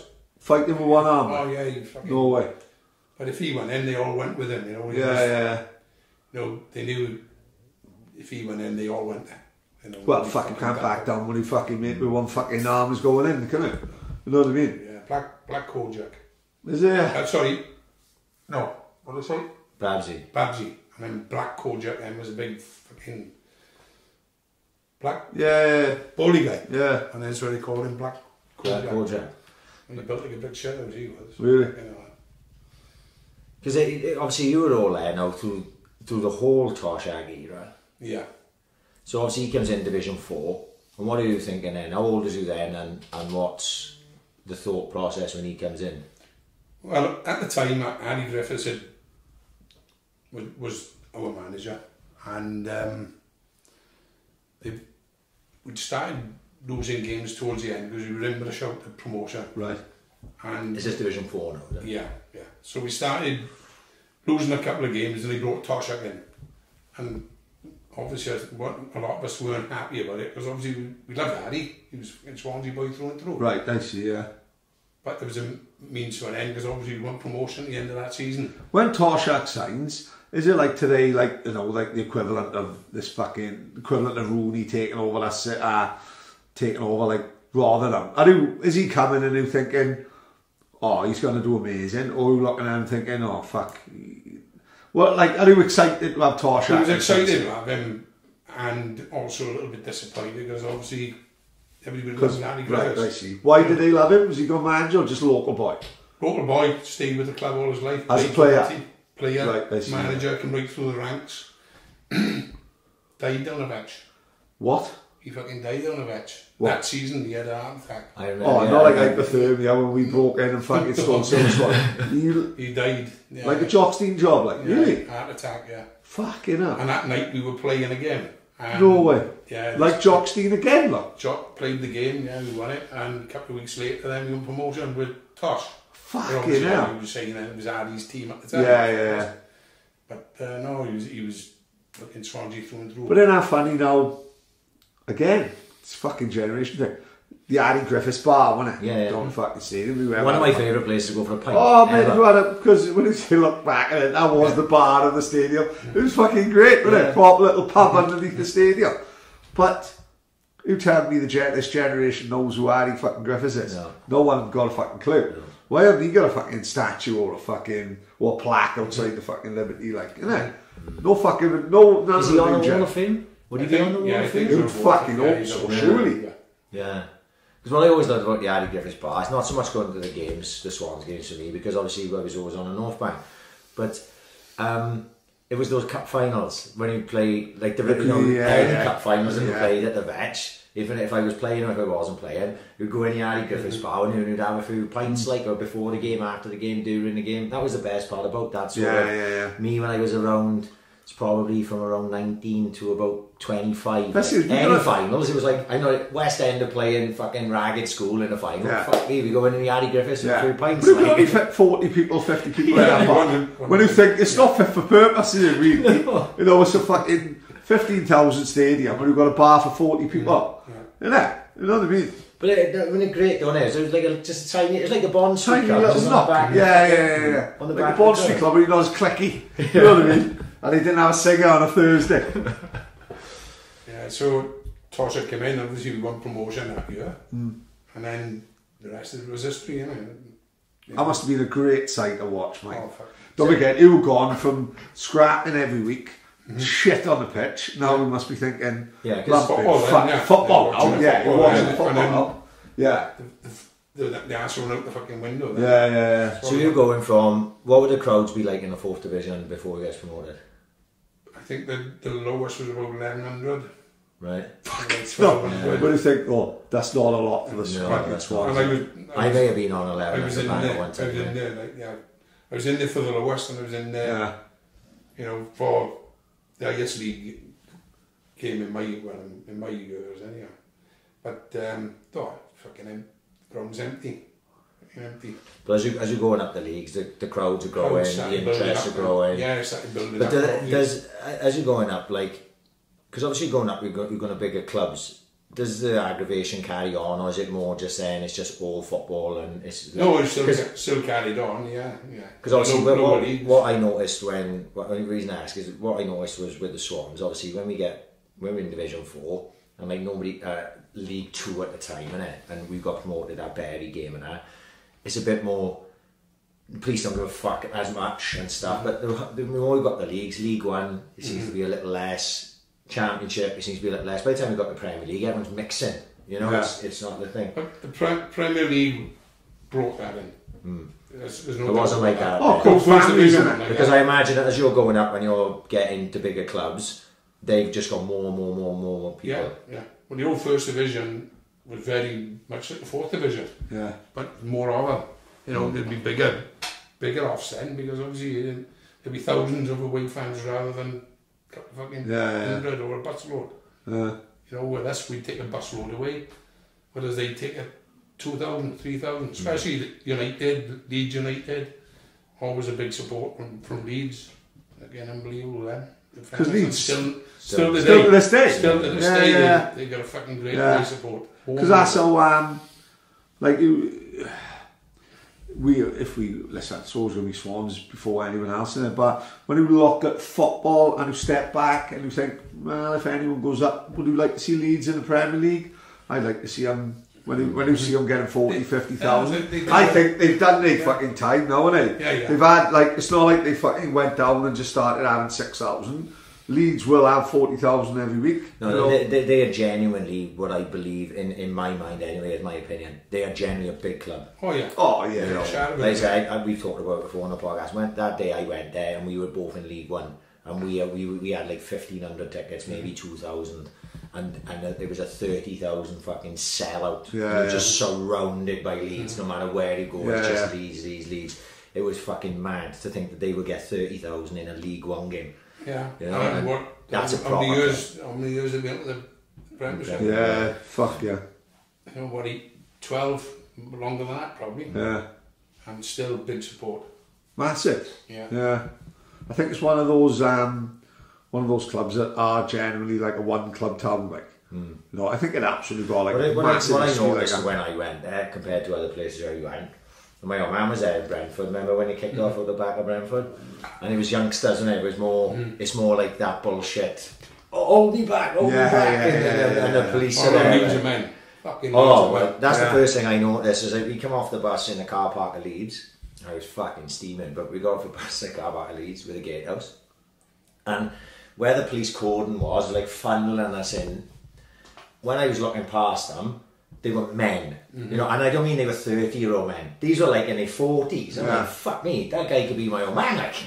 You know, they were like, you know, the problem, they have not progressed. They've not evolved there. Like, they're like fucking, still 72-year men, you know what I mean? And I tell you, there'd be a rude awakening for the Premiership if they do that, because those people are not going to change. No, of course not. You know, whereas now we've got fans going to the same pub. You know, I've been to Premiership games the last couple of years. Villa away, you're going to pub with Villa fans, Swansea fans standing alongside each other. I don't really like it. That won't fucking happen. I don't really like it. When we went to Birmingham, right? Me and him went to Birmingham. Me and Storman and the Adams, wasn't it? The FA Cup, right? This is a few years ago. And one of Storman met on holidays. He's a Villa fan. So I met him. Steve, is it? Oh, he came with us. He came with us to Swans game, didn't he? Yeah, Swansville, as it goes. So anyway, I was driving, wasn't I? And he said, right, come here, meet me here, and blah, blah. So we walk in this fucking boozer, and I'm thinking we're out the other way, you know, because obviously the Swans said, no, it was Villa pub, wasn't it? And he had all these boys in there, Stone Island, big lumping lads, wasn't he? And he just takes his jacket off with his fucking Swans polo shirt on. I thought, Bill likes to antagonise him. Deep down, he still has fucking 13-year-old fucker put in the policeman's window so uncanny. They don't do it, you old bastard, do they? Yeah, we did know what he did. He might have an heart attack. But I know but if that had been 1977, we couldn't have walked in that one because we'd have got fucking filled in. And I remember when we went to Millwall with Chris, and it was me, my brother, and Stormer. But obviously, I was with Chris. You know, but he's like, look, I can't take you to the fucking main places because even though you're with me, that won't be enough, like, you know what I mean? So we went like on the sort of outskirts. We still in with Millwall fans, but it was more not the hardcore, like, you know. But there's some places I reckon Millwall would be like the same as Leeds. You know, it's a place that would never, you know, grown men. Well, I thought that, I think we spoke about it, and we played Millwall on like a Friday night, and they must have had about 200 supporters there, maybe 300. I'd say of that 300, 200 were boys, and they all had Ellie Hansen yacht jackets on, and all fucking game, that's all they did was try and get over the fucking, the walls between the houses. That's all they did all fucking game, was trying to get in the fucking Swans end. And every one of them, they looked like they was in a fucking a yachting fucking crew, like they looked like they was travelling on the Virgin Islands with Kevin and fucking on the back, like. But like I said, I'd never seen a ratio, no, of like 300 fans, but nearly all of them was fucking young, middle-aged fucking men trying to fucking have a go on Friday night, like. I remember going to Leeds United one day, out on a Friday night with my mother again, and Buller comes in, we're in the back of the year, Buller comes in. Fancy going up to Leeds, he said, Leeds and West Ham. Swans away the following day. And it was about 10 o'clock-ish. In the night? In the night, right. Friday night. So I said, I don't know. I said, she'll have a fucking monk on. Oh, come on, he said, I'm going up, come with me. I said, I'm going to go up, hey, Mike. Oh, we thumb the left. Two fucking skinheads. Crazy. Thumb the left. Yeah. They're all, right, okay, no problem, I'll come with you, man. So I tells her, look, I go with Mike to the football. Off she went, fucking enough left us to it. So out of order. So there we are, 11 o'clock now, we're on Fabian's Way. Two skinheads, fucking thumbing the left. Right, straight away, that is not normal now, is it? No. Thumbing lefts, like, thumbing lefts, finished, fucking you. The only person who thumbs left is Westy. Westy thumbs lefts, Westy thumbs lefts. You can imagine now, no fucking stop for us. Yeah. So, continue walking, we get as far as fucking Neath, I think it was, right? That's a fair fucking walking. It is a trek, like, yeah. So we end up Neath, and then we end up in Cowbridge. So how the fuck, I can't remember we got to Cowbridge, but we got there. We might have had one lift. Right, yeah. So we're in Cowbridge, alright? So 4 o'clock in the fucking morning, you hear a jingle, fucking milkman. We're in a fucking doorway, fucking freezing cold. Yeah. Milkman. So he wakes us up. He said, "Where are we going, lads? We on our way to Leeds." Jump to the back of the float. He said, "I'll take you. I'm heading off into Cardiff. I'll take you to Cardiff. It's the best I can do for you." So we did. Jumped to the back of the milk float. Took us to Cardiff. It only cost us a fucking fiver on the train we took. So we catches the train in from Cardiff to Leeds. Had a few pints in the pub with them. They sounds a pound. Yeah. Michael had a Leeds scarf on, so they got his girl with us. And watched the game. Went back to the station. Back in the train. But of course, pulls into Sheffield because that's the big turnout. Yeah. We get to Sheffield, we've got all sorts of fans in Sheffield, we're all going different ways. Yeah. No fucking problems, we're sitting at a bar in the pint. Yeah. Not a problem. Train comes in, jumps on it, and a couple of Leeds fans on there. One of them, we were talking to, lived opposite St Andrews in Birmingham, and he basically, Birmingham was the first division side then. Yeah. But he said he'd always supported Leeds and travelled back and forth. So I was there, train pulls off, crowd of United fans, Man United were home. Comes down the train. I go, "Oh fuck, look out," he said, "Here they come." Obviously because he was travelling back and forth on that train. Yeah. He knew him, didn't he? And the fucking bully boys they were, about 20 of them. So along they come. One was quite a big lad, but I had his Leeds United scarf on. So he stops first, looks us up and down, of course, jeans up, turned up jeans, boots on, all the gear. A couple of Leeds skinheads he did.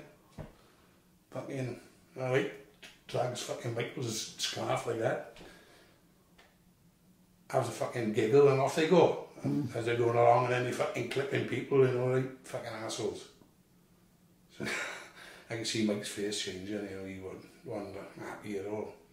So he said, "How are we going to fucking put up with that or what?" I said, no problem, we're going to go and sort something out here. He had one of those little telescopic umbrellas as well. Right, yeah. Yeah, he said, "I'm fucking sorting them out now." So what we get, walks down this train.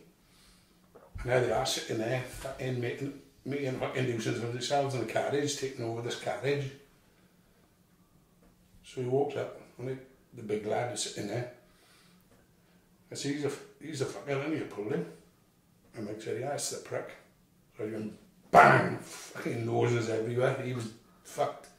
Mike starts clubbing him with his fucking, his brolly, fucking smacking him. Of course, he was the big one, he was the main man. Yeah, once he was he swallowed like. The rest of them backed off. Especially when Michael's walking on like a fucking aggressive Mary Poppins. He's banging fucker over the umbrella. And I just grabbed this fucker's head then, started dragging him out. And I said to him, "Open the fucking," because on them days you could open the train door when it moved. You've got to chuck him out. I was going to throw the fucker out. So I got him by the head. I said, "Open the train door, I'm going to throw the prick out now." Yeah. Good idea that. Well, technically it would be murder. Attempted murder, at least. Yeah. It's just, you lose it, right? Of course, yeah. "Oh, you're screaming like a pig." What are you doing? Fucking screaming like a pig. So I just let him go. And we just walked in, fucking into the carriage, looked around at him. Oh, I fucking never seen so many people petrified on my fucking life. Buller, crackers in them days. He's fucking bad. Yeah? Lovely boy, always been a lovely fella. Yeah. But if you upset him, fucking on right hand for. Really? Yeah. That was the story that was in the book. Yeah. Because obviously when I got that book, obviously the book I'm talking about now, if anyone does not follow me, it's the Skinhead to Stone Island book that was and Buller told that story in the book, didn't he? Like, I had in my head that was Man United, what he said. It was Man United fans. Oh, it was Man United fans, right. I said Man United. Oh, right, sorry, right, okay. But these Leeds fans now, as I say, they were fucking Cockney all the time. Ah, from the United fans, because they From- had yeah. loads of the fuckers as well. Yeah. They're from Cheltenham or somewhere they were. Cheltenham Reds. Yeah. Going up and back and forth on the same train every week or every other week, and it was just fucking terrorising everybody who's on there, whoever were on their supporters always. But they can't stuck out there. Because a lot of people who wouldn't know like a lot of people just think Man United are this tourist club, innit? But United were proper fucking heavy. Cockney Reds. Well, not so much the Cockney Reds. But just the Red Army in general. Well, they was all fucking Salford. They were like a lot But when of they went to second division, well, they ransacked the whole of the Middle whole- England, yeah. innit? They are playing teams. A lot of proper Salford Man United fans reckon that the year in the second division was the best they've ever had. Yeah. Because they are playing teams like Oxford, fucking Middle England sides. They going in, ransacking all the fucking jewellers, doing like they fucking storming through the fucking town centre like fucking ants and just fucking robbing everything they fucking can, and they reckon it was fucking the best year of their lives, like. And but like it's like a lot. If you read, there's a good book. Red Army General is the the Man United book, and there was a guy called One Punch Doyley was his fucking name, like, and he was more fucking gangster from Salford more than a football hooligan. But what happened? He said he went to a Newcastle Man United game. I think it might have been a Wembley, maybe it would have been a League Cup. So Newcastle played Man United, and he went. It was like his first game away, and he was like fighting with like fucking 15, 20 people. He got the buzz from that day. But he's this fucking gangster from Salford, along with a guy called Paul Massey. I know Paul who's like Massey. a He's Mr. gone red, Big. hasn't he? He's dead. He got shot outside his house, like, you know what I mean. And Paul Massey was another big fucking United fan, you know what I mean. But there was more heavy mob, like, so I read another book then called Grafters by Colin Blaney, and he was a United fan, but that book is more about he was going around Europe robbing fucking jewellery, robbing the shops and all that, and he said he organised like a rave one day, and like Paul Massey turned up and said, if you're organising raves in Salford, I get a fucking drop of it, like, you know what I mean. So like all people will think Man United, this tourist club, when it actually goes away with Man United, I think it's more the Salford boys, like, and more the proper fucking heavy fucking firm, like, you know what I mean. And they would have had massive numbers as well. oh yeah, Huge fucking numbers. thousands. Huge And of course, fucking those days there was you pay on the gate, pay on the day. So were they mates? So if 5,000 United fans turned up, 5,000 United fans gone in the ground. Yeah, exactly. You know what I mean? Yeah. And quite often, you know, Leeds, Liverpool, United, they take fucking grounds over. Yeah. Especially in our second division. Yeah. Just take grounds over. Well, Leeds have done it for fucking years. Yeah. Massive numbers, like, yeah. Do you think, I know what happened, but do you think it, like, sanitised it too much, and like, you can't go in now and sit with your mates, can you? No. Unless you're in that fucking lounge with fucking Vans Direct and all that, innit? You know what I mean? No, it has sanitised a bit, but then, as I say, what was, you know, I know a load of the boys, they got the block together. Right, you know, I see, they're all yeah. together. Most of the boys that were there, I was with the other week in the Wigan game. Yeah. They're all basically in the same. Is that right? community Yeah. together, yeah. I think as time goes on, and if the Swans are going to start going the way that we fear that they may go, you'll have more options to do that. Because you think about it, when it came to the Premier League, everyone was just grabbing any seat they could. Of course, yeah. Right? Got a big respect to Louis, who queued for 2 days. Louis queued for 2 days, right? And then he literally phoned up and said, I'm fucking, my head's gone. He had cabin fever, did he? He was the whitest he'd ever been. Yeah. Black Louis turned white. He did. It was like when Michael Jackson got burnt in that Pepsi advert, wasn't it? He had to have the surgery and everything. Louis went white, and he said, I'm fucking going, my head's gone. And I went up, and I got the tickets in the last half. I was only there 20 minutes. I was like, what are you fucking moaning about, you stupid black bastard? It's fucking easy, isn't it?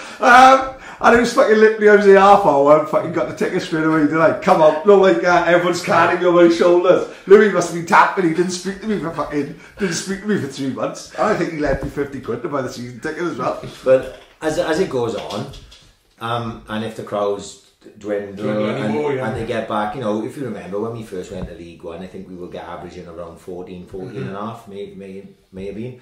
So you're going to be able to pick and choose your seats then. If there's like, you know, there's 6 of you are going and there's 2 of you over here, 2 of you here, 2 over here, you're going to be able to walk up to the ticket office and you'll be able to go, can you put the 6 of us together? Yeah, Mr. Pridmore, we've got 6 seats over here. And then people will start, you know, being in and around their mates again. Like well, even now, I quite often I won't sit in my seat, I'll go and sit the seat next to Lenny.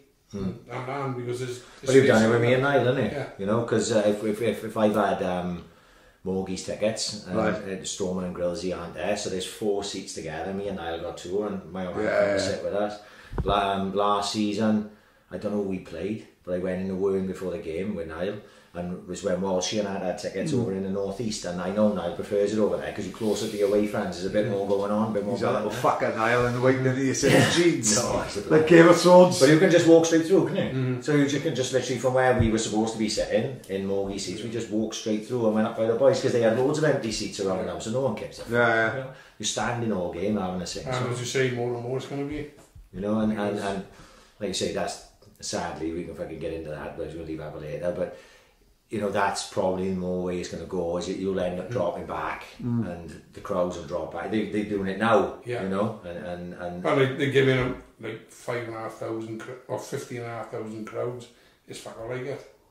They count in the season ticket holders. Right. Of course, yes. If you look around, you know, there's nothing like it. Probably really? 12, what are you the Tuesday night games, you know what I mean? The way end's not bringing anything. These days, no. Is that right? There will be teams that come down. When Leeds come here now, Leeds will bring every bit of their allocation. West Brom bring every bit of their allocation. The teams that are challenging, Forest may well bring a crowd. Oh, of course, but them sides that are up there, they'll probably bring a few. But you know, Brentford are not going to bring a load anyway. Just because it's quite a small club, like you know, and the midweeks, the Blackburns of the world, and these sides of Bolton and Wigan, and that they're never going to bring numbers. You know, they're coming on skateboards, like, so you're losing all that for starters, and that's without then the Swans fans are not turning up. You know, so you know, I think they've been very generous with a lot of the crowds. I thought that myself. I'd been there and going, oh, that's 17. Fucking hell, there's Dougie Sharp back in charge. Well, they count the season ticket holders. Which is fair enough on the numbers, isn't it? Which you always got to like that way, but it's, you know, like you say, it's sad that it's probably going to end up going that way. But then, what it does do then is it just does thin the herd a bit. You know what I mean? It sort of starts seeing off the people who aren't really into it. You know, the Premier League, fuck, everyone wanted tickets. People were selling tickets for Man United for £100. You know what I mean? But, you know, now you can't give tickets away. This is all I have so many fucking tickets. Because people just throw in tickets at me. I'm getting offered 8 tickets. But surely that stops then, doesn't it? After another season then, them tickets, they just won't renew, like. No. So I renewed mine today as happens for next season. It seems like was it some date? Is it? A lot of people pull out 20. I think it's March. It's March usually, isn't it? I don't know where they want to just. What I got is the early bird. You get it a little bit cheaper by the end of January, and then every month then it keeps going up by a tenner or so. Are you going to renew all the time, or do you think? Well, I'll renew it. I'm a fan. I support the club, not the Yanks. And the way I look at it, it's my team, you know what I mean? If I don't go there, what am I going to do? Exactly. Stand at the touchline watching fucking Roxburgh Fords. Throw it away. At least we've got to win something. Maybe not. Maybe fucking not, no. No. I haven't had a good Swansea League chat for a while. No. Well, I haven't seen nothing. No Swansea. Right, you haven't seen. Because you know, if I'm going to Nile in the morning, I've been going to a lot of Swans. Actually, I say the Wigan game, I was waiting for the call, waiting for tickets so we could go, and just never came. So I ended up watching in the fucking house. But more often than not, if I go to Niall's game, if the Swans are away, I think to myself, I'd rather watch the Swans at 3 o'clock. I think that's better. Because I can. Then go and watch Roxburgh, go and watch Saints or whatever. You know, when you get fucking frozen in the morning, my old man's always there with me, so he knows a fucking caper. I don't feel like going to stand on the sideline and watch a senior league game then in the afternoon, you know. And a lot of it then as well, I get that's this shit is like, well, it's fucking Saturday and we could all be together and you get all that nonsense and you're going to go and fuck off and watch your football on your own. Yeah. You know, when I go to the Swans, 99% of the time it takes Niall with me. Yeah, of course. So then I get away with all that and he goes, yeah, well, me and Niall are going to Swans now, so... Yeah. Do you go see the grandkids, all the footballer? Most games, yeah. Do you still watch him, or is it just the grandkids? Yeah, oh, yeah. Sometimes I think the grandkids brings it up to the fucking grandparents, doesn't it? No, to be fair, and if it wasn't for my old man and my old girl in a lot of ways, there would fucking a lot of boys wouldn't have got the football on a Saturday, would they? Because, you know, my old man would pick Lee up, pick Mansell up, when we were really young. And we go to games, they was always there, to be fair. Then my kids started playing, so we had to like divide it and split it up, and I'd go to one game and she'd go to the other, and then the following week I was crafty fucker. I was watching who they were playing.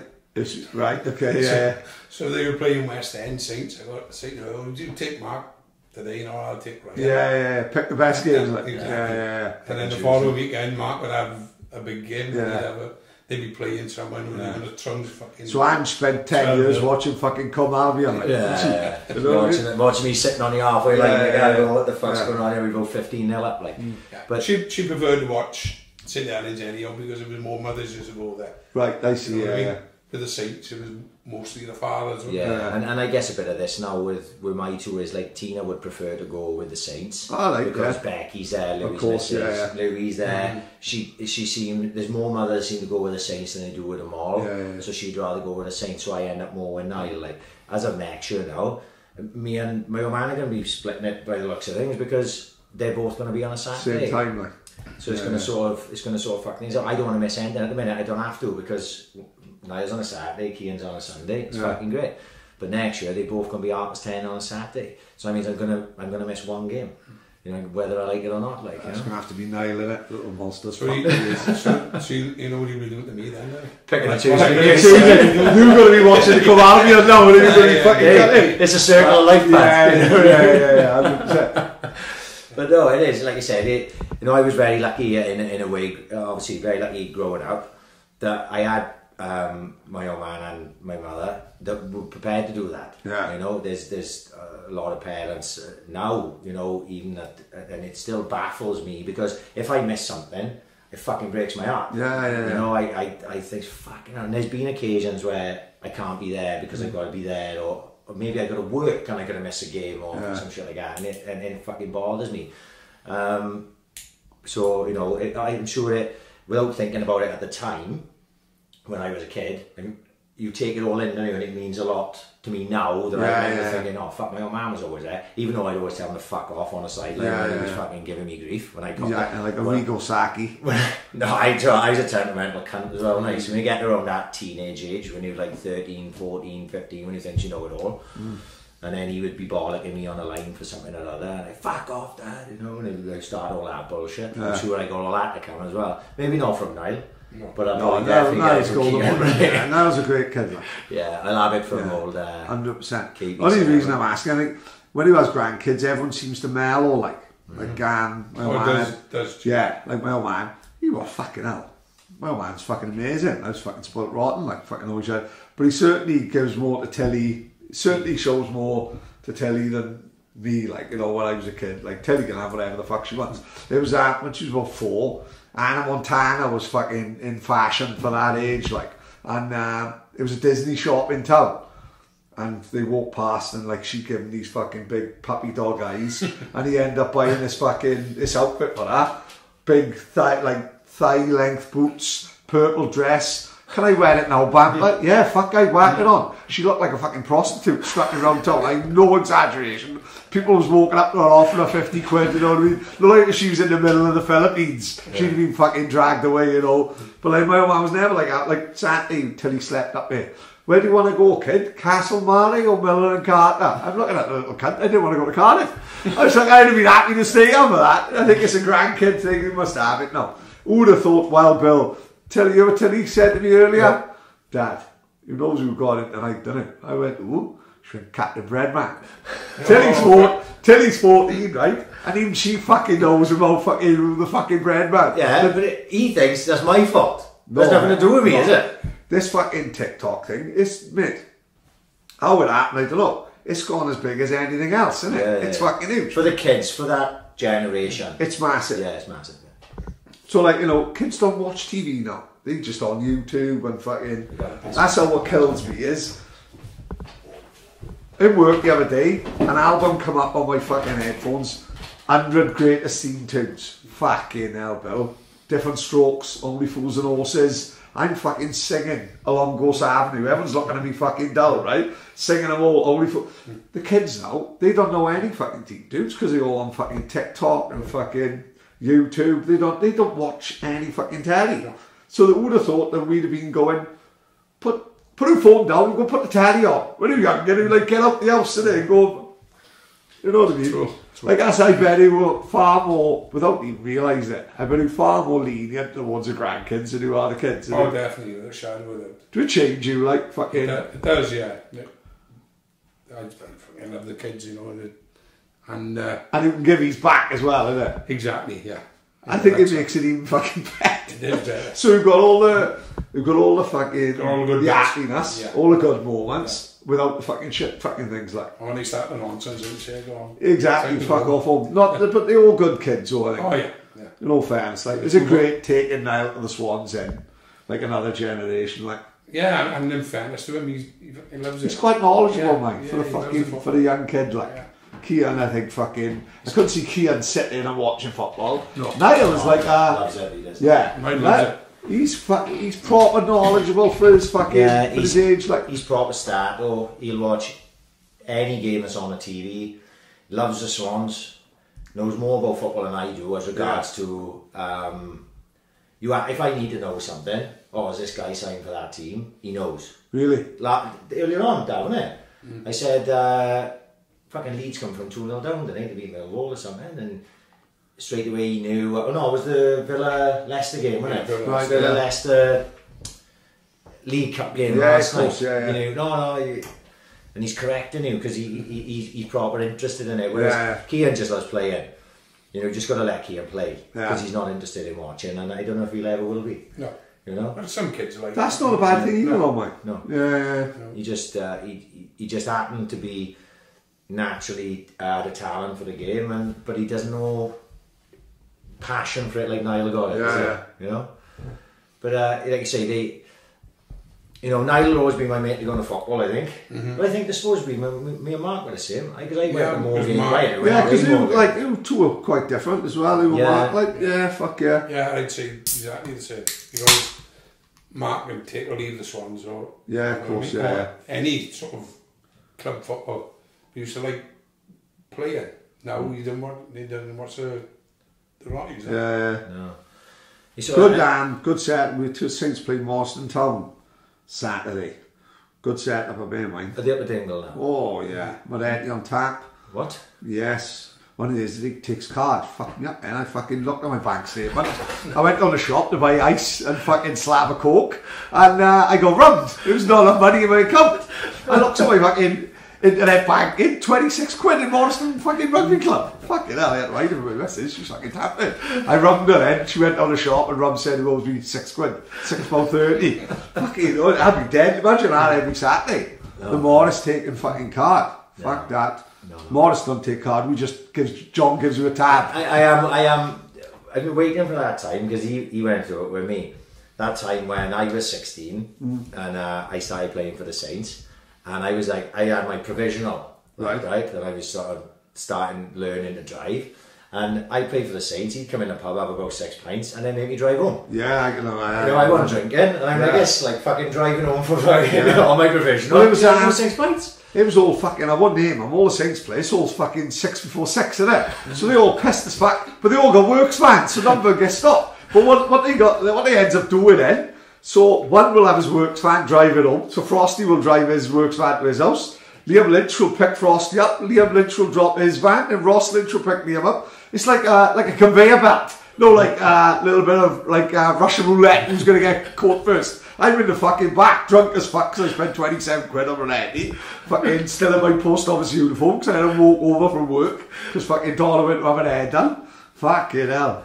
Proper fucking local league football at its best. And we won fucking 4-1 or 3-1, so we're still on track. I haven't asked you about this, to be honest, because obviously, there's no one more Roxburgh than you, really, apart from maybe Di.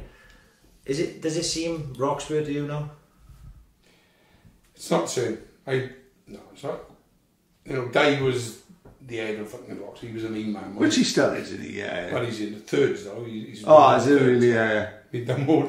Yeah, but only because that's what his grandkid plays for, Yeah. you know. So, you know, he's still at the heart of the club, I think. Isn't But no, it doesn't.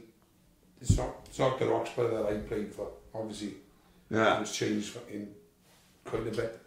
But there we are. Things got to move on, haven't they? You know, Well, if they want to survive, that's what they've had to do. This is what it is, I think. Both teams had to do something. Yeah. And they're making a fuss at the moment. One thing I will say is, even though I don't seem, you know, obviously way more Roxburgh than I was, but even though I don't seem Roxburgh to me, even from what I see, like you said, it probably had to happen. And I got to say that all the boys that have taken it on have seemingly done a very good job so far. You know, as regards to fair dues. Yeah, mate, they fucking top the league. Yeah. Granted, like I seen Krabby put something on Twitter saying they got like 5 games in hand on 11 points. So it is. It's listen, Penland. Listen, that's how it does my head. Penland, Saints played Penland the other week. It was a fucking great game. Proper old school. 2-2 draw. Brilliant game. They had Luke sent off quite early on. He scored 2 in all fairness. He scored 2 and then Luke Edwards scored 2 and then got sent off. Quite rightly so. Good for a red card. Oh yeah, he's game as fuck. I'll give him credit. Yeah, he's a very, very good player. I rate him. And I rate him. And great game. 2-2. Realistically, probably good point for Penland really when they had 10 men. You know what I mean? But it was a good, what I loved, like Swansea League fucking game. They got fucking sent out Ashley Road now. They play their home games. I don't know the full story. Well, they back up the hill now. Are they back at Penland now? No, the reserves are. First team was still down there. Like, and I don't know what happened. Something happened with a bike on a pitch or whether. To me, I can't see the fucking point of it. They sent them down there to penalise them. Sometimes when you look at it, Penland, look at what they done. They done like they had like a Team of the Year award last year in some like all Wales sport thing, like you know, which is a hell of an achievement for the Swansea League side because you know they won like 4 trophies. Sent them down Ashley Road and think, oh fucking hell, I don't know, not for me. Like I'd rather have them up in a new way than that's where the Penland are, like you know. Penland, you know, they got the crowds. There's never any problems, eh? No, you know, they're boisterous, they're in your face. Horrible fuckers, but that's what they're about. But in that part of the fun of it as well, because then no one who fucking beat them in. Yeah. Like I said, best one, Dale Orton scored, he come running over to the fucking Saints, so when they got stick-handed fucking podcast. I'm loving that, I think that's fucking great, I'm a big fan of that. Yeah. But I also call him and his kid the Tough Whackers, you know what I mean? So we don't give a fuck, they'll have it back, like. But as I was thinking of a story, now seeing a story, someone told me before. What happened at the mill where Blind and Ice Roxburgh and they were going to kick Anthony in? Oh yeah. But that was Wacko, tell you all. Yeah. And he was like a second cousin to us, tell you all this. And we drawn, I think, 2-2 with them in Cabela Park. Right. And they were top of the first division, we were second division. Yeah. And Anthony had a good game against them. So we played them behind the mill in the replay.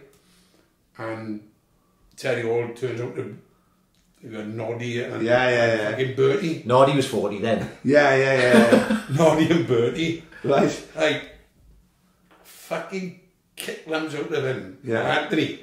And Anthony pulled him and you fucking, you know, you're my cousin. To kick fucker at me, I think Anthony scored the winner anyhow. So that was enough for them. That was like I've seen Bertie, you know, he can hardly fucking walk now. Really? Yeah. Famous Watto story when he knocked out Moriarty in the bush, apparently. Or Terry. Yeah, apparently. That's all the legend story goes, like, you know, the bush was a busy pub on a Saturday, and Moriarty was a bit of an handful. Like, you think he used to, like, wouldn't mind throwing it about. He threw it around against the, was it Morriston Plough? Well, against us? he was middle of the park from Austin Plough and he's marking Anthony Dennis. And Anthony Dennis had the game of his life, as it happens. But Anthony Dennis, bear in mind, Moriarty's like 6'8", Anthony's what? Maybe fucking 5'9". And Anthony beat him in the air, but Moriarty caught him on his shoulders and fucking body slammed him like Roddy Piper, did he? Anthony was having his diabetic tablets a day early. Was that? Huh? Which one was it? Paul, was it? Paul, I think. Yeah, because Richard was just a bit young, above my age, I think. Was it really? This is a long time ago. Oh, ages ago. Anthony would have been about 18, maybe 19. I remember that happening. I remember that game, yeah. But like Anthony tells that story. Anthony tells that story better than it. Well, Anthony Pridmore. Oh, this is how I can't talk about football to Sean Chattle. Because Sean Chattle played for Wales, played at Wembley, played for the fucking Swans, scored against Spurs. So I can't tell him I won 13 Player of the Year 4 years running and fucking get big headed about it, can I? He played for the fucking Swans of Wales, for fuck's sake. Anthony don't have that trouble. Anthony says that story when he went back to the behind the mill, and Anthony says the wacko seen he walked on a pitch number 9, turned to all the players and said, "Change your plan, Pridmore's playing." And Anthony say that in front of Sean Chattle. Anthony don't give a fuck. And he tells him about the hat he scored as well. He don't give a fuck, Anthony don't. Let me tell him. He was out of football, wasn't he? He was. Have you heard? Yeah, I have heard. Yeah, he was fucking out of football. Right, okay, we've gone up with the Swans all the way to the fucking top. You went to Preston away. Preston away, but what a trip that was. Fucking brilliant. Absolutely brilliant. My mate Spooner drove up. We were up there for about 11:30. Out of the crowd coming up that day was myself, Gambo. We always used to be like 5 of us. Same 5, myself, Gambo, Di Bradshaw. Then you had fucking Paul, he can come to me now, and Spooner. Paul, fucking, what was his name? Oh, fuck. Anyhow, same 5 all the time. He'll come to me now. Car or bus? Up in a car. Right, yeah. And we'd go up in the car and Spooner would drive and I'd be in the passenger seat and the other 3 be in the back playing 3 card back in Bragg. Right, all the yeah. way up. All the way fucking back. Yeah. Unbelievable. Anyhow, it was at Preston. I'm in the pub at about 20 past 11. I got fucking done in cold blood by this guy from Forest Fire. We all sitting there and having a pint, my own business. And one of the guys was playing darts. And a bit older than these guys, was he? He said, fuck, he said, I saw a dart player, he said, in a week. Fucking brilliant. Fucking brilliant, he said. He said, no arms and no legs, he said. And he was playing darts. So he said, so me now, he fucking fell for it, didn't I? So how did he throw the darts? So he said he put the 3 darts in his mouth. And I said, what did he do? Just flick his head, did he? And I said, no, he was to throw the fucking dartboard at him. Well, imagine how I joke, I would daddy cold blood. And that joke stayed with him for fucking 40 years. Yeah, I never live it down. It was worse than a fucking bread man. Anyway. Oh, I don't know, mate. So, we goes to the ground, it was a fucking great old day. 3, cracking goals. Are we favourites going into that game? Yeah, they were, they was up there as well. Like. But they were down the bottom. Right. The problem, they needed the points to stay up. So it was actually it was all out the window. It was a winner takes all, basically. It's not like you're going into a mid-table game where you fancy it. And it worked out, we had to win the game on the day because we ended up going up on goal difference. We beat we were better goal difference than Blackburn Rovers. Right, so we didn't go up as champions. No, we went with 3 teams went up, we went up as third. Yeah. And we finished the same points as Blackburn Rovers, but we had a better goal difference. So we went up on that. So if you'd drawn or lost the game, it'd been fucked. Yeah. But the goal from Leighton James was fucking outstanding. Yeah. Reminds me a lot of normal Whiteside's goal against fucking in the FA Cup. Great player, big-headed prick apparently, but well, why not? Really yeah. I never really much to do with Leighton James, but when he played with the Swans, he was outstanding. Yeah. Outstanding. I think from my experience with him when he was manager of the Turks, he's one of them that he reminds me a lot of Roy Keane. And when I think of Roy Keane, I think of him. He's got a standard that he expects everyone to be at. Now, when Roy Keane is managing Sunderland, those Sunderland players can't be at the level of Roy Keane. And when Leighton James is managing Clefty, for argument's sake, those players can't be at the level.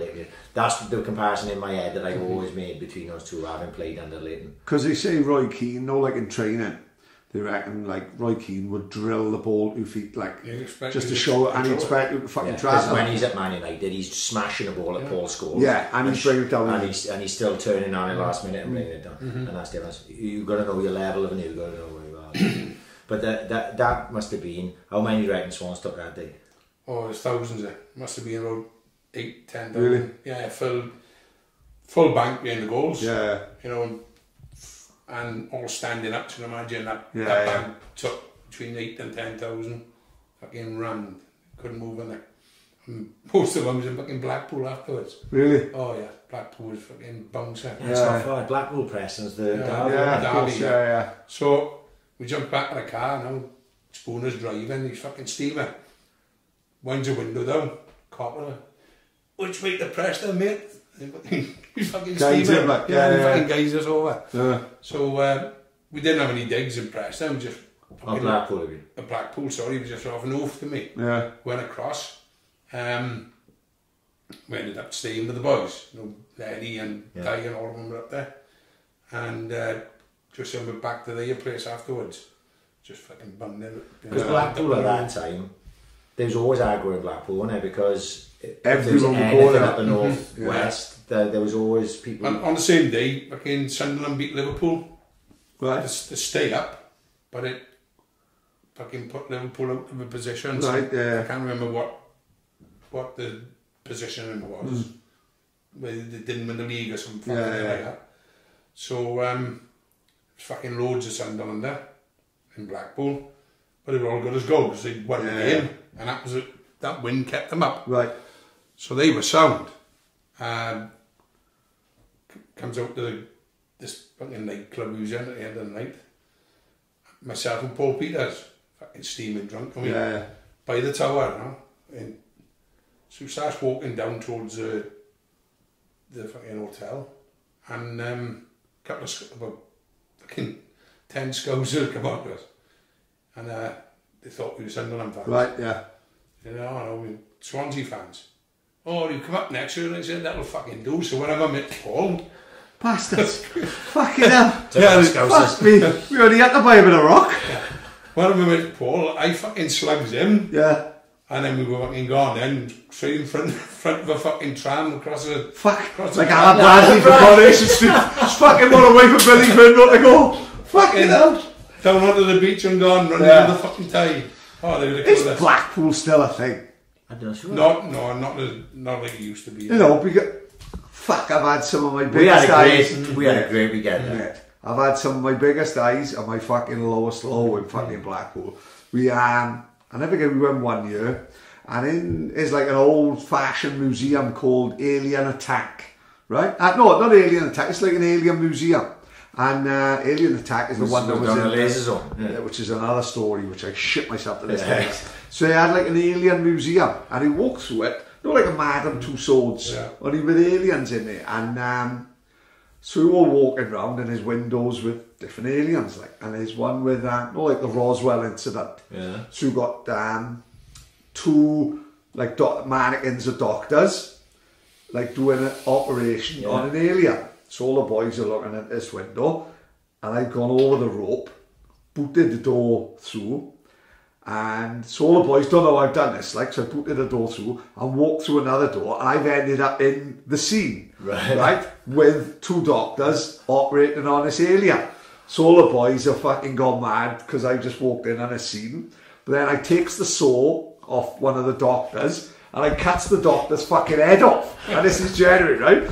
So all the boys have gone from laughing to running up the building. But I'm stuck in with this fucking axle and a fucking doctor's head in my hands, right? Fucking alarms going off, fucking murders, fucking chaos. The same trip was when Tower Lounge, obviously the Blackpool Tower Lounge on Tower a Lounge Sunday. amazing, yeah. Tower Lounge on a Closed down Sunday. now. Closed down years ago. What? Fuck you! Oh, What are fucking my winding God. you up? Oh, closed down years ago. Genuine. I thought it was open for Strictly Come Dancing and all that, didn't it? Oh, no, the underneath the disco part. Yeah. Disco was closed down. Mate, Last time we were up there, it was closed down. You want a Friday, Saturday, Sunday, that disco. Fucking bouncing. Mate, don't Yeah, forget, it's like they got- 2 o'clock in in the the afternoon, afternoon. it'll be- Yeah, it's don't fucking forget amazing. there's joke shops next door. We bought 60 bottles of poppers, tipped them in cans of Coke, swirled them round, passing them round, past the poppers to the left hand side. Sean Taylor, one of the boys from the drank it, Brimari, didn't he? went green. He drank it without realising. He thought it was vodka lemonade. He fucking drank it, he went fucking blue in the face. He had to have a stomach pump fucking outside Blackpool Infirmary. Yeah. And then, obviously, the lowest of the fucking low when fucking I'm in Blackpool. And looking back, it was the fucking... Couldn't have worked out better, really, because I was out of it, like, when fucking my old girl died and we were in fucking Blackpool and Jamie Breen's mother's phoning. No mobile phones at the time. So Jamie Breen's mother, my old man goes up Jamie Breen's mother's, Teresa, and says, "You got to get the boy home." It's fucking, and there's no mobile phones, and I think Jamie might have had a mobile phone, and Teresa You might phones be him. the only one, because I remember I came up on a Saturday, you went up on a Friday, Right, yeah, and I yeah, came yeah. up in a car Yeah, with so we'd have passed each other. Dazzy Jones, Anthony Dennis, me and Nicky McHale went up on a Saturday, and we went into the hotel, chucked our gear, and the boys were already in a tower. I was like midday. Yeah. And I remember walking in and sitting down having a pint and looking over, and looking at Jamie, and he was sort of like, you could tell he was like upset. Yeah, you know? of course, yeah. And he sort of just gave me a nod like that, and I walked up to some matter, because obviously I knew at the time that your mother was unwell. You know, I didn't know she had died, obviously. And Jamie went, give me a nod like that, and I went over with Jamie. He said, "Oh, look, Paddy's mother's died," and he was, obviously Jamie's upset because obviously you know me. Oh, fuck, all is life. And he told me, he said, "Look, you'll have to tell the boys," like, you know. So I went over. I remember just literally, I didn't just got there. I said, "Boys, just so you know," and I told them. Yeah. And it was a weird sort of, because you weren't there, and it was sort of like, you know, you should have been, and it was sort of like this like weird moment, and it was just like, you know, fuck, boys. I think Nicky McCall might have said, "Boys." Paddy just wouldn't goes want off us, on the- Paddy wouldn't want us to fucking be moping around on his behalf. Which you know what I fucking mean? is called it spot on. And it was just like, look, let's just fucking just get on with it, and every say we ended up having an elbow. But it was a weird moment to us. Even looking at, like, because the way she fucking passed away, I wouldn't have fucking liked to have seen it, like, you know, she died in fucking bed, in a bed in her own house, had a fucking heart attack, passed away. It's quite a nice way to fucking go when you actually think about it, when you hear what people go through these days, like, who've been through, my old man being through, and they were like, oh. But I was out of it, so I've come home to that, like, you know, distressing, isn't it? Fucking unbelievable, worst thing you're ever going to go through, like, but no, what's the chances of you just happening, being away that weekend and not seeing any of the stuff that would have, I think it would have traumatised me more to have seen that, like, you know, and then when all the boys come back, like, and I forget on a Sunday night or Monday night, 'cause it was a bank holiday, and the fucking minibus pulls up with 20 of your mates, like, and you're like, oh, fuck, what it is, like, you know what I mean? Innit? Right, not to move on swiftly. No, far from it. No, fuck no. Obviously, after Preston away, there were some first division moments, weren't there?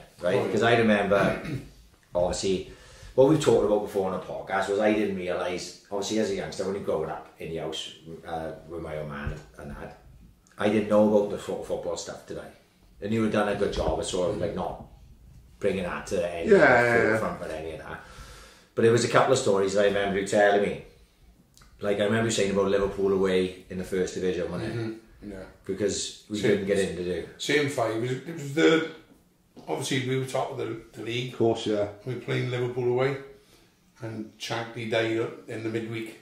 Right, okay, yeah. So you imagine now the swell of emotion, like. Exactly. Yeah. So there must have been about 12,000 went up from Swansea. Right. For that particular game. Which is mental when you think about it. Unbelievable. It's like a fucking home crowd. Yeah. Yeah. So I just joined the TAs at the time, and I'd been away to Grantham for the 2 weeks of training, and I'd met some boys from Everton, Everton fans, and said, when you come up now, he said, give us a ring. Yeah. And we'll meet up and have a couple of bevies. So fair enough, when we were in Liverpool, gives them a ring, right, okay, gives us a pub to meet them in. Yeah. Just outside Everton's ground, across the road. Yeah. Which is only, for anyone who don't know, is literally 10-minute walk in it. Well, yeah. 10-minute, quarter an hour, yeah, whatever. But we're in there, having a few pints, no problem. Same 5, as I said, we used to go away regular. So about 20 past 2, we were in the pub and I said, right, we better move now then to the game. So one of the scouts said, you'll be alright. He said, we have another pint. Plenty. I said, no, there's loads of us coming up. Because everybody was going, you know what I mean? Yeah, the buzz in the city, buzz in the city, every fucking man and his dog was going. Right, yeah. I said, look, there's fucking thousands of us coming up. And with Shankly dying, the grounds will be fucking, there'll be plenty of fucking room. We walks up the road and you know how big big Liverpool are there. So you got Anfield and then you got the park which comes around. Yeah. The queues are going past fucking the park. Right. Way past the other side, Everton side. Yeah. And up the fucking road. So the scout said to him, he said, fuck it, we'll go back to the pub. He said, who's going to get in? Never. Anyhow, because we'd gone there, we said, no, we're going to tag on. Tags on. Fucking moving down. It gets from me to you, away from the turnstiles. Fucking doors shut. How fucking winded me up. Fuck no. So, that happens with 2 or 3 turnstiles, because you move on to the next one. Yeah, of course we yeah. What it is, the turnstiles had so many that you let through, and that was the allocation, and they chipped. So we just moved on, went to 2 or 3 on the Anfield Road end, shut the doors within a couple of fucking yards from us. So we went round to the cop, tried to get on the cop, similar fucking thing. Locked out basically, and it must have been about 2,000 or 3,000 Swans fans walked outside, couldn't get in. So he was just hanging around waiting. Fucking one got in and 4 of us didn't, you know what I mean? Fuck's sake. So Dave Bradshaw got in, and we were all stuck, the rest of us are stuck outside. So, and that's how close we were all together in the line, and basically Dave Bradshaw got in and then fucking door shut. So we were waiting in the car park opposite where the car was, and we scored. Big row on it. A couple of Swans fans on the top, and shouts out we won them up. Fucking brilliant. I think it was Latchford scored, isn't it? Another big row. He said we're 2-0 up. And of course then you had that fucking boy from Newcastle. Died fucking, the drop took him out twice. There was no need, he was going away from fucking goals. Yeah. Was it something? McDermott. He was going away from goals and he took him out twice. 2-2. But we were in the car park, and I looking round and we listened to the game on the radio. There's a van just in front of us. There's a gang of fucking boys on the valleys. Same thing, they didn't get in. They were listening to the game as well. And next thing I looks up, and fucking heads everywhere. So you see heads in it coming along the car park. Yeah. I said, oh fuck, look out, here they come. So says the guy, well, have you got anything in the fucking boot? So he opens the boot up, tire lever, other bits and pieces, hammer, whatever. So he pulls them out ready. Crowd, in they come, fucking, sorry, that was the second then, but in they come through and they attacked the van, they did, the boys in the van. They didn't know we was with them. Well, we weren't with them, but they didn't know we were. Yeah. They know those Swans as well. Yeah. So they attacked the van, a crowd of them, so we went flying in, got stuck in them, didn't know how many of us there were, so they backed off.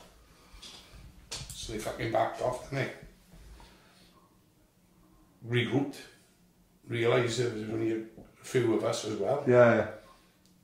And so I said to Gambo, so you got anything in the boot? He opens the boot, took a few tools out. And then in they come, fucking swarm of bees. Kicked off, and as it kicked off, so the old bill come flying in, they must have wised up to it, they come flying in, split it all up. So Duggan was the guy who was saying, thinking of his name, Paul Duggan was the other one, of the 5. So we said Paul Duggan looking around, well, only fucking 2 of us out of the 4. There's Gambo and Spooner. So we're looking on front, and this scouse, you know, they're like, hey, what? He said he was looking for his mates, you know, over there by Goodison Park. Right. So you can see two little fucking things. They jumped the fucking fence. They jumped the fucking fence either. Well, I remember going to fucking Liverpool, late 80s, early 90s, and it was the old mind you car for a quid. Oh yeah. You know, that's how fucking, how the kids over here, this is how we're fucking backwards, how they haven't copped on, and all like Pentraguinny Road where all them cars parked. If I was Liverpool, everyone's too polite then. Oh, no, they are too polite. Yeah. It was mind you car. It was only like a quid, mind you car for a quid. But who don't mind that? Who don't pay that quid? Well, this still happens to this day. Probably don't know. Who don't pay that quid? Who haven't got a window in a fucking car?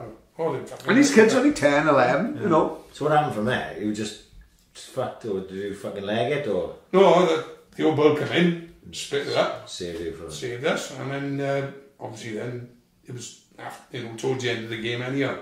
Crowds come out, like Bradshaw turned up, and we fucked off. If every week is like a fucking crazy week, was there ever any weeks where you got like turned over fucking really bad to come on top? Like the only place I really, and I was only just going on 15 at the time. We went still a kid, like. Went to Portsmouth in the FA Cup. Everyone says Portsmouth's heavy as fuck. My missus old man said worst place he ever been is Portsmouth. Really? Yeah. Portsmouth in the Cup. Yeah. Maybe 5 days for my 15th birthday, and it was fucking frightening. Really? Oh, they kicked us all on the fucking ground. Never? Yeah. Fucking unbelievable. Dark workers. Yeah. Crazy fucking... Didn't help, we went on the fucking end, didn't we? We went on the fucking end. And they come on, and they fucking swarmed us. They was throwing us over the fucking walls. Never? So we jumped onto the pitch, onto the next bank. Yeah. They was fucking nailing us from there, they were right round the ground. Right. They fucking open bank, we went on there, they fucking hit us off there, and we went on the what he would class as the family stand, and guy jumps down, the fucking guy whacked me. He was there with his fucking missus. No. 27, 28, you know, fucking man, like, fucking whacked me. Oh, it was a fucking scary RJ, like, RJ at the office. Yeah. And that was basically the worst place I've ever been. Really? It was shattered with him. Never been in Millwall, so I can't comment on that one. Yeah. But what about West Ham? West Ham, no, it was always airy in West Ham, but we held our own, no problem. Again, you know. Yeah. When I didn't want the wall collapse, but at half time when I don't know what it is. Go on. It split you up. Right. The West Ham fans always used to come on the end with the away. Right, fans. yeah. And basically, you go down there for a piss, so you'd be separated by the old bill. When you went for a piss, it was all fucking open. Right, okay. Like walking in, no toilets down a Vetch. Yeah, no back. Yeah. So it's fucking all open. So you can imagine now, two sets of fans go for a piss, it all kicks off. Yeah. Kicks off and is in a small area. When next to the whole fucking collapse. Fucking hell. Fucking unbelievable. I don't I know. probably wasn't there for that one. I got hooked up to her before up there, so I give it a miss. Was that the one where they put you on the train at the end of the thing? But they let me out, the bastards. Fucking, they locked me up in West Ham. Yeah. They let me out about 10 to 5. They said, right, you're going to fucking mile up the road for your bus. So I fucking runs up the road. Of course, yeah. No, where the fuck you are. Yeah, I could see the last bus pulling away, and I couldn't get near it. Like, fuck it, I jumped on a bus then to go to Victoria first. Right. Didn't know how the fuck to get there. I just wait for a bus to turn up the Victoria station on it. Jumped on it. We're all caught, you know, fucking West Ham fans. Yeah. So I just fucking kept them out set. From Victoria, then I went across to Paddington, and I had to phone my mother then to pay for the train. I didn't have enough money to fucking get a train, so I had to phone her to go and down to the station and pay. Fuck off, really? Pay for it down this end, yeah. Yeah, that was a story. The one he's saying there was the first time that I sort of realised that he'd been in aggro at the Swans, because there was a fucking, it's first team game I got called off or something, and I was sitting in a Bryn, and it was right random crowd. It was was that late on in life, like? Yeah, I was about 18 or 19. Well, I'd been playing with the Saints, so it was after I came back from Clethley, so I was probably 19 or 20, right? Or maybe this. No. It was... No, I mean me now. Yeah, it was about 80, 81. Yeah, but what I mean is when I found out about that, I was sitting in a Bryn, and maybe I was playing for Cleffies, that's why I wasn't playing on Saturday, because I was playing on a Sunday. Whatever it was anyway, but it was right random crowd in the Bryn, and my old man was there. It was Bookers, of all fucking people, Minna, Snapper, Gaz Parsons, and a few others, and we were sitting there having a pint, and Snapper said to you about, because Snapper's younger than you, isn't he? Yeah. His brother Dennis is my age. And Snapper was saying, fuck, that time he went to West Hamville and they were stabbing us with knitting needles on the fucking, they got in the end, didn't they? And yeah, they always used to go on your way in anyhow. And the year before, I fucking put one in hospital on that end. Right. Fucking clean them out. Because they weren't expecting it, they were giving us shit. Yeah. It's in a cap they did. And they were giving us shit. And one of them was fucking in my face all game. So I just fucking sparked him. Hospital job with him. But that's what I put up with. They do fucking in your face all the time. But the following year then, I clocked another one, and that's when I got locked up. And Locked up in London, eh? In London, then, yeah. They hold you overnight? Or no, that's the one that said it. I see the fucking last bus. Yeah. Go in. £400 fine there for that. 400 quid in 1980. fuck, Well, it's that's quite a lot of money, it's like isn't a few quid now, isn't it? Huh? Did the boys chip in and pay for that for you? No. No? Did you shove it all yourself, innit? Took it on myself, and from there then was when basically that was the end of my hooligan career there. What? Because you got locked up, you spent money, it was like, you must say it's that, or... I had kids as well, I couldn't fucking afford it, I had a mortgage, Yeah. you know. What's £400 then? That's like a month's £400 wage, a isn't it? fucking wage. Yeah, it's a lot of money now. Yeah. It's hardly right, like, yeah, it's a lot of money now. It's a fucking wedge, you know, when you're earning like 70 quid a week. But you think about around that time as well. When was that? 80, when you got done? 80, yeah. 80, when did the Thatcher crackdown come in? I'd say early 80s, wasn't it? Yeah, fuck yeah. Not long after, yeah. Yeah, when we got fucking... So people aren't getting... Well, if you were getting a 400, probably 3 years before, he was getting a fiver and a fuck off on your way, like, and then all that comes in, doesn't it? And I think that might have been the start of the crackdowns, Yeah, could well have been, yeah. Thatcher come in, and don't forget, she cracked down on the rave scene as well, man. Like, it was called, what was it, the Criminal Justice Bill. That's so you right, couldn't have... a lot of the big DJs like Danny Rampling and people like that got locked up because like Thatcher come in and said you can't have a gathering of more than 1,000 fucking people. But don't forget, it was having like raves in Castle Donington with fucking 20,000 people in. You know, they was legal, but it was Colin Breen organised a rave in a farm in Pembrokeshire, and he was having I'll never forget. Was it old Colin or young Colin? Old Colin. So this is at the height of the rave days, like. So I'd say about 90, me and Jamie Breen was about 12, 13, so it would have been about 92, 93, say. So in this farm, it's a derelict farmhouse in the middle of Pembroke, but there was buses and buses organised from Martha's, like. So Martha's would finish at 3, and all these buses would ship everyone up to this farm in Pembroke. And me and Jamie Breen was in charge of selling the water. £2 a bottle of water, don't forget, they all off their head on fucking ecstasy. No one's drinking. So we're not selling no water, right? None at all. We couldn't understand it. Colin Breen, Mark Flynn, looks on the back of the farm. All these fucking hippies, taps on it. all these hippies are filling their bottles of water, full of tap water out the back of the farm, right? So we're not selling nothing. Colin Breen and Mark Flynn smashes the fucking pipework up, right? Fucking water squirting everywhere like a fire hydrant in New York City, right? Water going everywhere. Colin Breen walks up to me and Jamie Breen says, "It's now £5 a bottle." Right? Fucking brilliant. Derelict farm, like just fucking DJ Lomas playing with these fucking disco lights and all that. I'm 13. Jamie Breen's making money. I'm dancing like fuck at the front there. I'm not give a fuck. Fucking brilliant. Right. Because there's another mythical story, is Chelsea at home outside the Buccaneer. No, it's no mythical. No. happened, we're in the park. Which one? Right opposite the back of the end, isn't it? Is that right? It's a bank. It's a bank now, isn't it?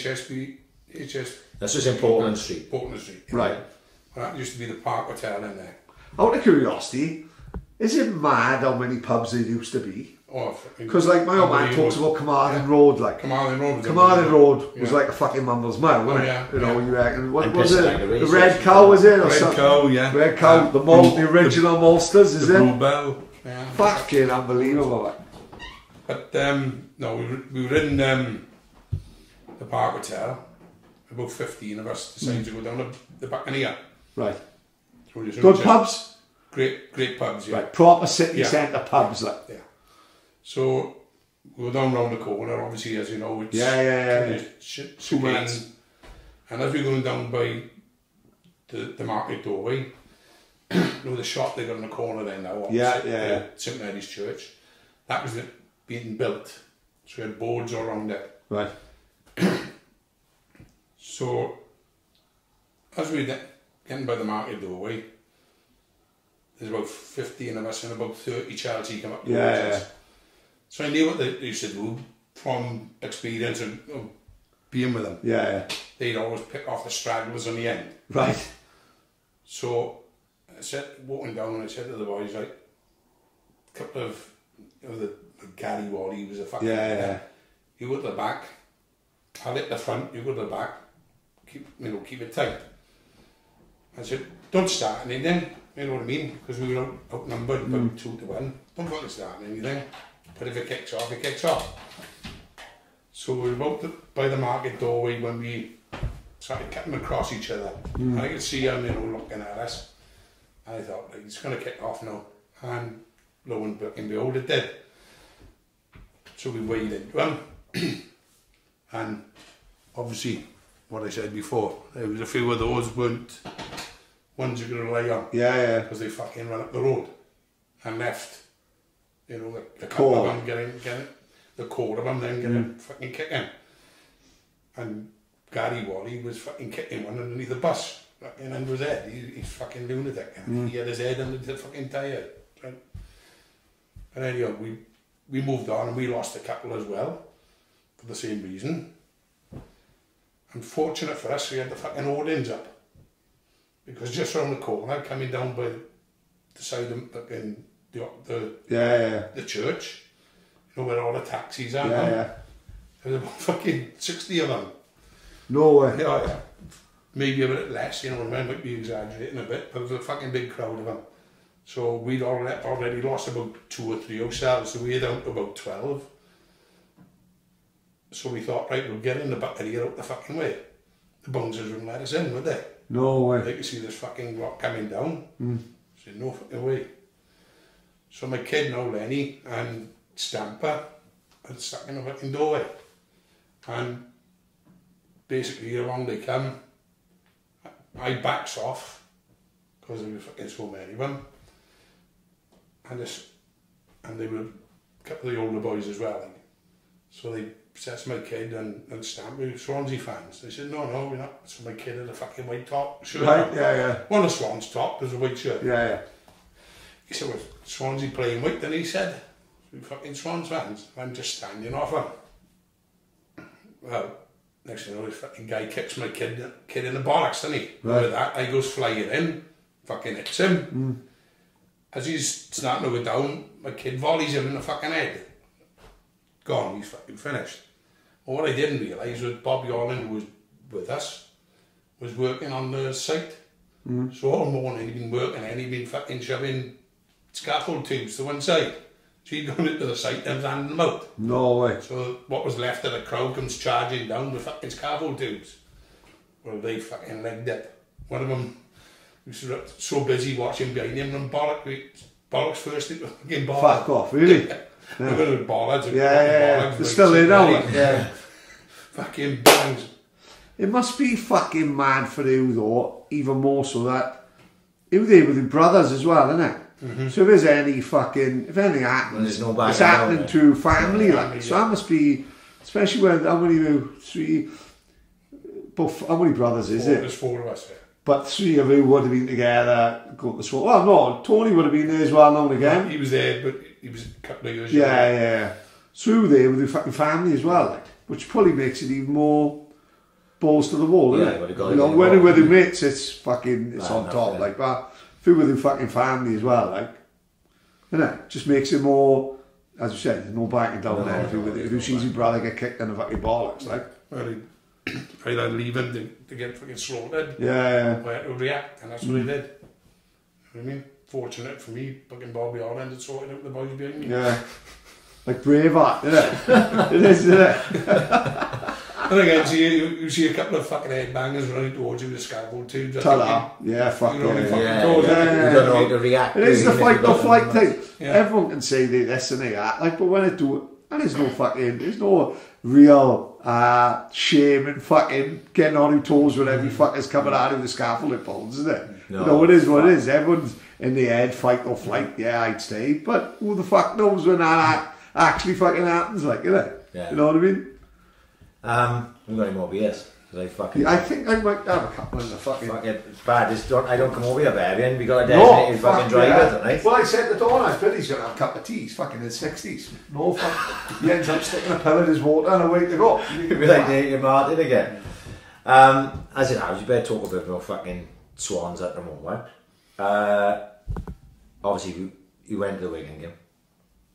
Wasn't great. Thought it was an improvement. It was an improvement. Obviously, corners feeding Brewster. Yeah. But then what I saw the last 20 minutes of last Saturday. That's all he watched, is it? Yeah, I watched the Rockies first tonight. Yeah.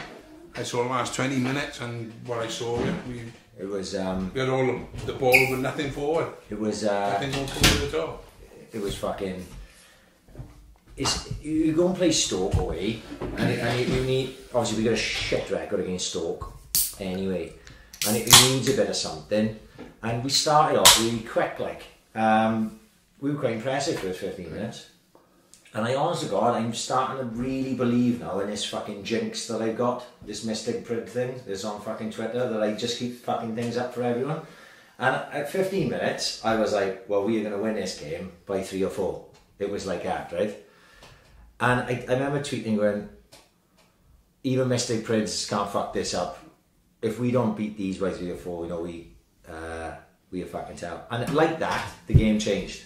Mm-hmm. And they just started taking over the fucking game, and they shit. That's the best part about it. Stoke are fucking terrible. Yeah, they're not a great side, are they? Not They've come down and like set the world. They spent a few quid as well. It's always been Swans in Achilles heel, a player coming back.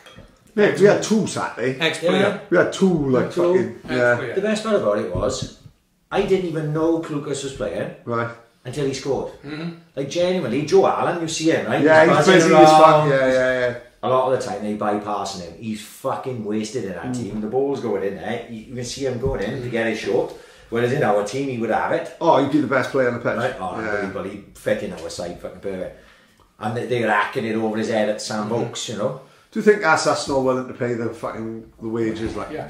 Because he'd come back in a fucking heartbeat, I think, rather than Stoke. I think 100%. So that is what it was at the time. And then again, you say that. We spent 50 million on Klukas after we could have signed Joe. Yeah, exactly. Why didn't have 50 million going in? Like, Well, I think the problem was the Joe Allen thing was going on when we were still in the process of selling to the Yanks. Right, yeah. And so you can't outplay that 50 million. Jenkins didn't want to give that 50 million pound or whatever it was to get fucking Joe Allen. Yeah. At the time, he didn't want to spend it. Joe Allen got pissed off. Rightly so. And then took the offer that Stoke gave him because we were fucking dragging wheels. And from what I heard, he's on big money there, mate. Really? Like bigger than AU money. You know, like AU's cleaning us up, like over 100 grand. That's your fucking answer, then. That's the talk. I'm not saying that's true, but that's the talk, like, you know. When he signed that contract to stay, if you remember, because he could have. Yeah. After they got relegated, I'm sure he could have stepped up. Even if he hadn't stepped up to the top half of the table, he could have stepped into somebody's side. Yeah, but would Burnley pay the money? Perhaps. No, Stoke were prepared to pay. That's why there was something that came out the other week, and I think I was talking with someone about it in a taxi, of a list of teams that are on the verge of financial downfall. Right, It's like the 30 sides in the English fucking league that are on the verge of financial downfall. Swans are in it. Oh, and Stoke are in it, big style. Derby. They gambled the house on it, didn't they? Derby, if you remember, they went down and Stoke went big, didn't they? Yeah. You know, big. They tried to keep those players that fucking got them relegated on the Who's that kid from Barcelona they signed? That Bojan. Yeah, Was it Bojan. Yeah. You know. They basically the same thing. They give, obviously, for Joe Allen to stay, it was like, no, we're going to give you this big money to fucking stay, because they expected to go straight back up, and they didn't fucking happen. Do you see that they had like a meeting at Portal, but like fans meeting thing? Right. So basically, like as if that we had planned exactly what you're going to say. Right, go on. I had sort of done a bit of the breaking down of this. Go on. Right. So that fans forum, quite a fucking good thing as it goes, as regards they get Trevor Birch there, they get Cooper there, they get fucking Leon Britton there, and it seems like a good thing. But then when you read it and you break it down, when you read the Wales Online, you may as well not bother, right? But fair play to Stephen Carroll, big shout out to Stephen Carroll from the Jackass. Yeah. Right? We'll give him a shout out. You won't get one back, but it doesn't matter anyway. We're bigger than that. Right? Yeah, of course we are. I like Stephen as it goes, he's a good boy. But Stephen Carroll done like a breakdown of it, right, on the SOS Save Out, his fanzine anyway, right? So I done a few fucking pointers from it, right, of what was said, right? So Trevor Birch said they're not downgrading the academy, right? I don't believe that's going to be actually the fucking case. From everything that I'm hearing, is not supposed to be the way. But they say the category 1 with the 2 training grounds is fucking mega expensive to run, and pushes them like right close to the financial fucking to the line. Basically what's going to happen, long story short, is they are going to, obviously we've already talked about this, and it's not going to be new when it gets fucking broken. It's going to end up being taken down in Cat 3. But he said that youth, this is something that stuck with me, youth will be at the heart of the club. What's that tell you? They're not going to spend any dough, right? So going forward, what they've already got is what's going to come through, isn't it? You know, they've already done that over the last 2 years. Yeah. Bringing in. It's worked to an extent. To an extent. It's kept us in the Well, in the championship. yeah, of course that. You know Well, what I mean? did you see 2 nights ago that fucking Liam Cullen scored fucking hat-trick? Last night, 4 goals. Scored 4 Mate, goals. scored 4 against Everton Yeah. in this Premier, what's it called, the Premier League Cup or something? Yeah. Mate, we got no right to be fucking beating Everton. No. And last year they did the double. Fucking hell. What I'm getting at is, what we got to realise as fans is, this is the way we're going. Yeah. Right? This is the way we're going. And this is another thing he said, like I said, just breaking it down in bullet points. Going forward, that's why Cooper got a job. Because Cooper, he had the connections to get these players. Which is exactly what he's doing. He's done. Yeah. And then he can work with young players. He knows how to speak to young players, work with young players, whatever. So basically what they're saying is look, come the summer, we're not going to be fucking buying any fucker. Forget all about that. Van der Hoorn's gone. Van der Hoorn's gone, right? Van der Hoorn's gone. Well, Ayoub's got another year in his contract. That's the problem we got. Who? Ayoub. Yeah. Ayoub got another year. I think Baston doesn't. Baston runs out in the summer. You would think it'd be on Premier League wages. It's going to go. Anyone, this, I'm just reading through what they said. Like, next year is the last of the parachute payments, right? So some contracts we've got are close to Premier League level. So obviously Ayoub, right? Baston, Kyle Norton maybe. Yeah. Right? Who else is left? Van der Hoorn, 100% Premier League. Right? So none of them. Norton's still on the contract, I think. So unless he takes a pay, when his contract is up for renewal, you have to take a pay cut. But Van der Hoorn's going to go. Because Van der Hoorn's going to go, well, I'm one of the best centre-halves in the Championship, for what people say. So I'll sign for another club in the Championship for more money than Swans are going to pay me. They've already told him that if he wants to sign, he has to take a pay cut. So he's not going to take a pay cut. No one's going to do that, No. And you can't fucking blame him. No, not to fair. They said unlikely to see new deals for players out of contract in the summer. Big turnaround coming. So that means we've got weaker from the Premier League, but we had Dan James and McBurney, right? Sold them. We've got weaker, and now we're sort of like a mid-table team. But we're going to get weaker. Now, I'm not trying to claim to be the fucking prophet Nostradamus, but I did say this a while back. We were going to continue to get weaker until we dropped down again. Yeah, that's right. Yeah, and then I thought, and I said this a while back, tell me when it was, I'm not sure, but I said I thought we'd level out to League One. Because when you take out crowds into consideration and the money, once they start getting that financial, they get level on the financial stage. We are okay in League One. We're quite a big club in League One. Yeah. That's where we'd level out.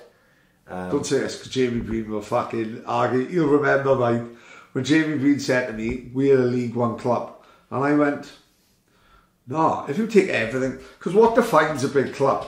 Like, if you're defining a big club, well, right, what I'm saying is... everything goes...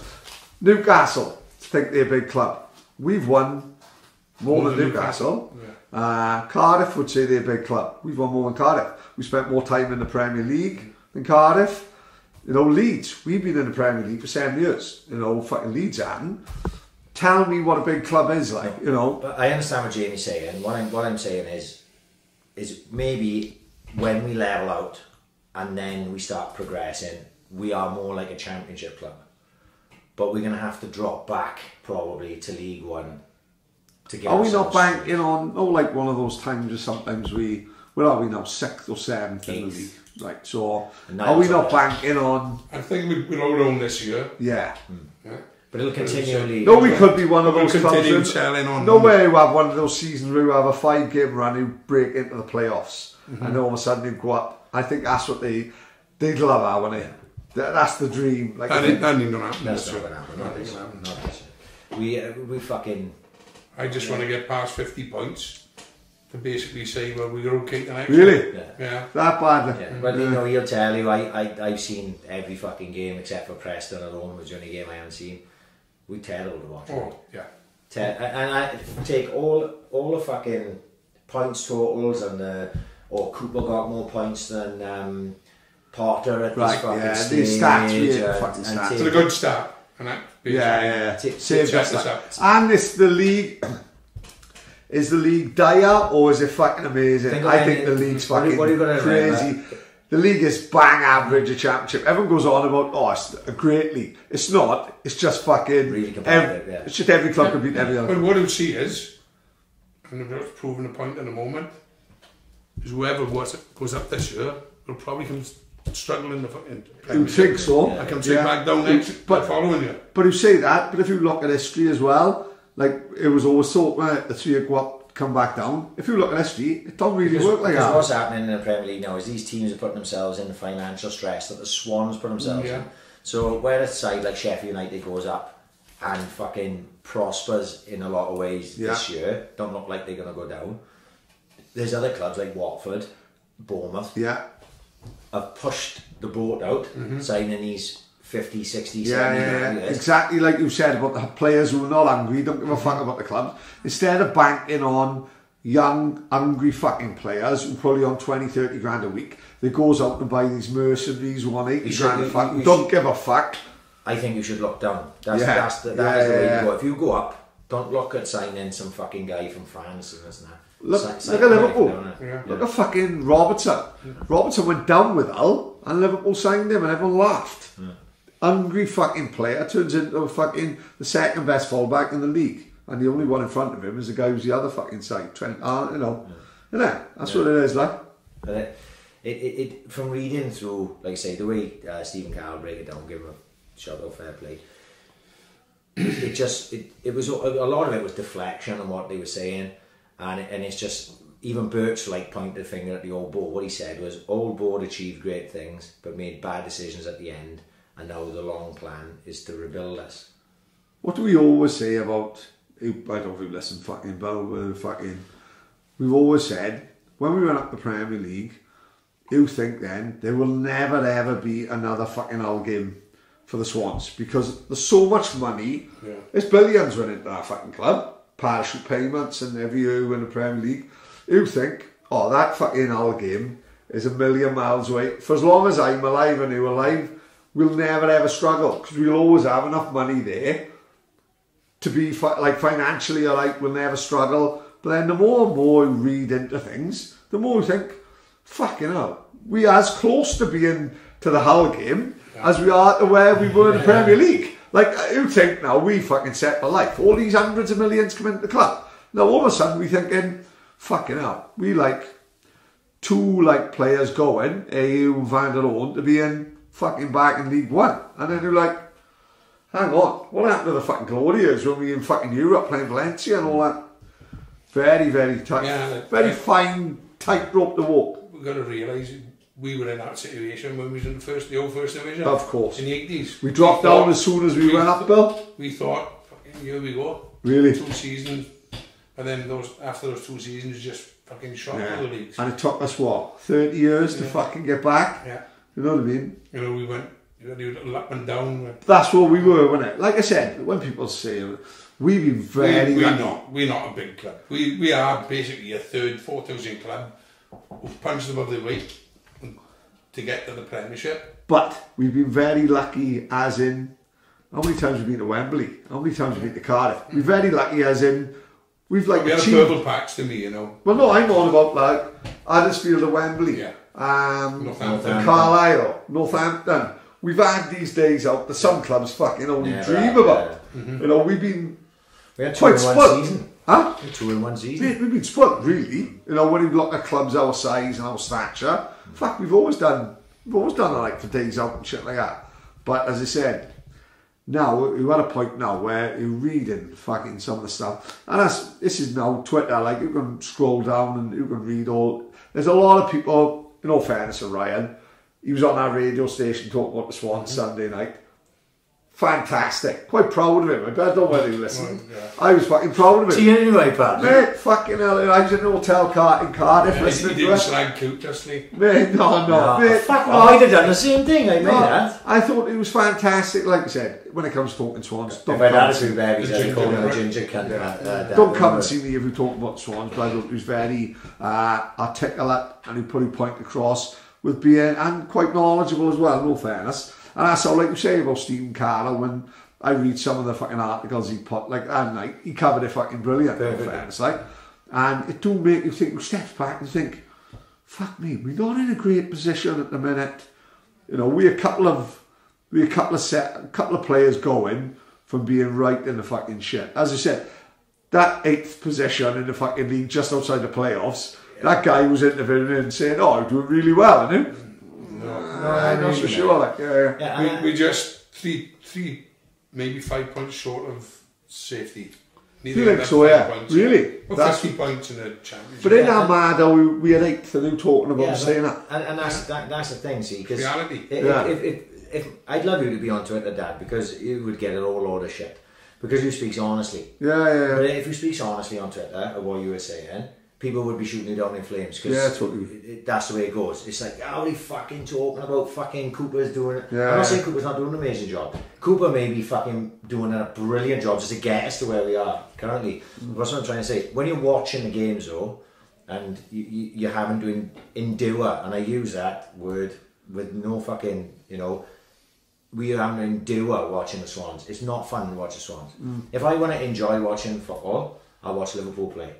Right? I watch Man City play, I watch Leicester play. They play fucking great football and I enjoy watching them play. You don't enjoy watching the Swans. I didn't sit down to watch Swans and Stoke on fucking Saturday and think, oh, I'm going to fucking really enjoy myself. You know? I know that it's going to be a fucking drag and a slog, and even if we win, it's not going to be fucking entertaining. We beat Wigan and it was spells of it down, wasn't it? But Cooper fries my fucking brain. Right. You know what I mean? Cardiff was the last league game, but just previous to that was the FA Cup. FA Cup. QPR away. Bidwell has a fucking stinker. He drops him for the Cardiff game. Rightly so. Yeah. I don't know what the fuck he's been doing in training since the QPR game. Yeah. Because he brings him back in then last week. Right. For Stoke game. I don't know how he did. I think Norton, I would never pick him again in any of my fucking squads. What they were saying was Norton was ill, and that was why he played, because Norton would have played otherwise. That's what they were saying. Because that was the first question I asked. But it just makes you think, and if he's out back up, we're fucked. there's been some crazy decisions, and like I say, I didn't say this when I was on the radio thing. What happened there with that was it was supposed to be half hour. And I was like, fuck, how am I going to go half hour? Bear in mind, no, we do it fucking nearly 3 hours a fucking week. I think it'd be right, man. And it seemed to go quick. It was brilliant, really good. But it was like, Kobe Bryant, just the helicopter crash. Crazy, short, that's another conversation for another day. So it was only ended up being 15 minutes, so I didn't really get into, could have broke it down a little bit more, I think. And I think, like say, with Cooper, you want to get behind him. I do want to get behind him. He keeps fucking around with the side. But some of the decisions are mind-boggling. We were here. We did the podcast with Kevin. I had my phone iPad. Yeah. And we watched Jan Dander fucking bend the ball in the corner, and then he didn't get a fucking kick until the last 15 minutes of the Stoke game, which was 3 games later. Yeah. Surely, like. But the best thing about that particular game, we beat Charlton 1-0. Yeah. The worst play, or Charlton's best player, was fucking Routledge. Really? Every time they had the ball, he passed it to the fucking Charlton player. Well, this is the thing. Like, listen, Routledge and Dyer, they'll probably go down as legends for the Swans, for the era for what they did, right? But it's ridiculous to see the pair of them still here. Dyer have gone away, won a Premier League. He didn't really win it. He's in the squad. Come back and is still involved. Routledge, being a great servant to the Swans, all fairness, probably he loves the Swans because he's done so well out of us. It must be fucking unbelievable. But there's no way he should still be there, really. Like, he's been there 10 years now. And even when he joined us, he'd been round the block, he'd been the Spurs, he'd been fucking here, he'd been there. So he joined us as an experienced professional. Now he's just running the clock down at 50 grand a week thinking, this is fucking wicked. You know what I mean? He's having the time of his fucking life. It's, and like you say, on the Cooper thing, it's just some of his decisions there, you know the drill. It's just been crazy. The Cardiff game not bringing any subs on. And then what was the last home game? I think it may have been the Barnsley one, where he took Baston off, put Routledge up front, and left AUY, and he was just going, fucking hell. Well, the thing is, leaving AUY, and he never stays there. No, he never stays. He always wanders off. So why put him in? So if you want to fucking play, if you read through the whole of what Stephen Carroll broke down from the forum and what was asked that day, there is questions about that they put on Cooper, and he does say why he does this and why he does that. Yeah, and I thought it was all shit, really. I was just all of the for me and you, for what goes on a playing field, you're going to go and watch it anyway. We are fucking past the point now of not watching it. You're going to watch it no matter what. If you're not in the ground, you're going to be fucking watching it if you can on the TV, right? It's past the point of no return. It's like an addiction, you know. And probably less fun than heroin. And but you're going to watch it like. So it's not so much about the team. It's more my concern now is what's going on as regards the club. You know, and like the stuff that the Birch was saying, and he was deflecting a lot of it, and it was like, I've not been brought in to sell a club. Nobody would want to buy it at the moment. What do you say? Is right. Who would want to buy it? No, that's right. When you got Mike Ashley, like, is in between selling it for however million, like, Newcastle compared to Swan. If anyone's going to come in and buy a club, there's plenty of clubs that they can buy before the Swans. Like.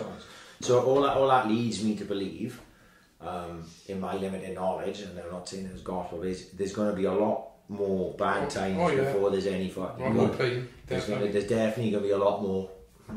Why have we made that decision? Why have we done that? How are we selling him? Why are we selling him? Why aren't we giving him a new contract?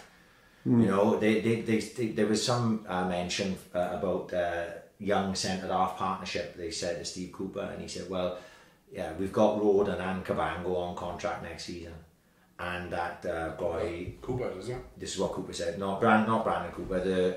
He said about the boy from Chelsea, Guy or Gary. Yeah. He's going to be the one who give him the second goal. Well, yeah, you know, so what are you doing now is you're relying on Chelsea's players, like. Well, a 19-year-old, I believe, is from Chelsea, maybe 20. Cabango, 19 or 20, maybe 21. Joe Roden, 22, 23 maybe. This is what you're relying on. That's young, that is, for the centre-half. People forget, Conor Roberts is about 24. He's not fucking 29. Just because he's been around seemingly a little bit of a long time, they're young. So what we're doing is, basically, we're going to end up with the youngest fucking team on a pitch. Anywhere. Liam Cullen now, especially from the way he's playing at the minute, and I know a lot of people are talking about it on Twitter, he's going to be the next one to get promoted. He's 20 maybe. I think because he played, I watched him play for the 18s when he was 16. So that may have been 3 years ago. So he may only be 19 or 20 maybe. 19 years, yeah, I think. 19 playing for the 23s. So you look at 23 and you go, oh, he's ready. He's 19. Yeah. He's young, playing up. Like. He's young, he's playing up. I'm not saying he's not got ability, because it's obvious he is. He has got ability.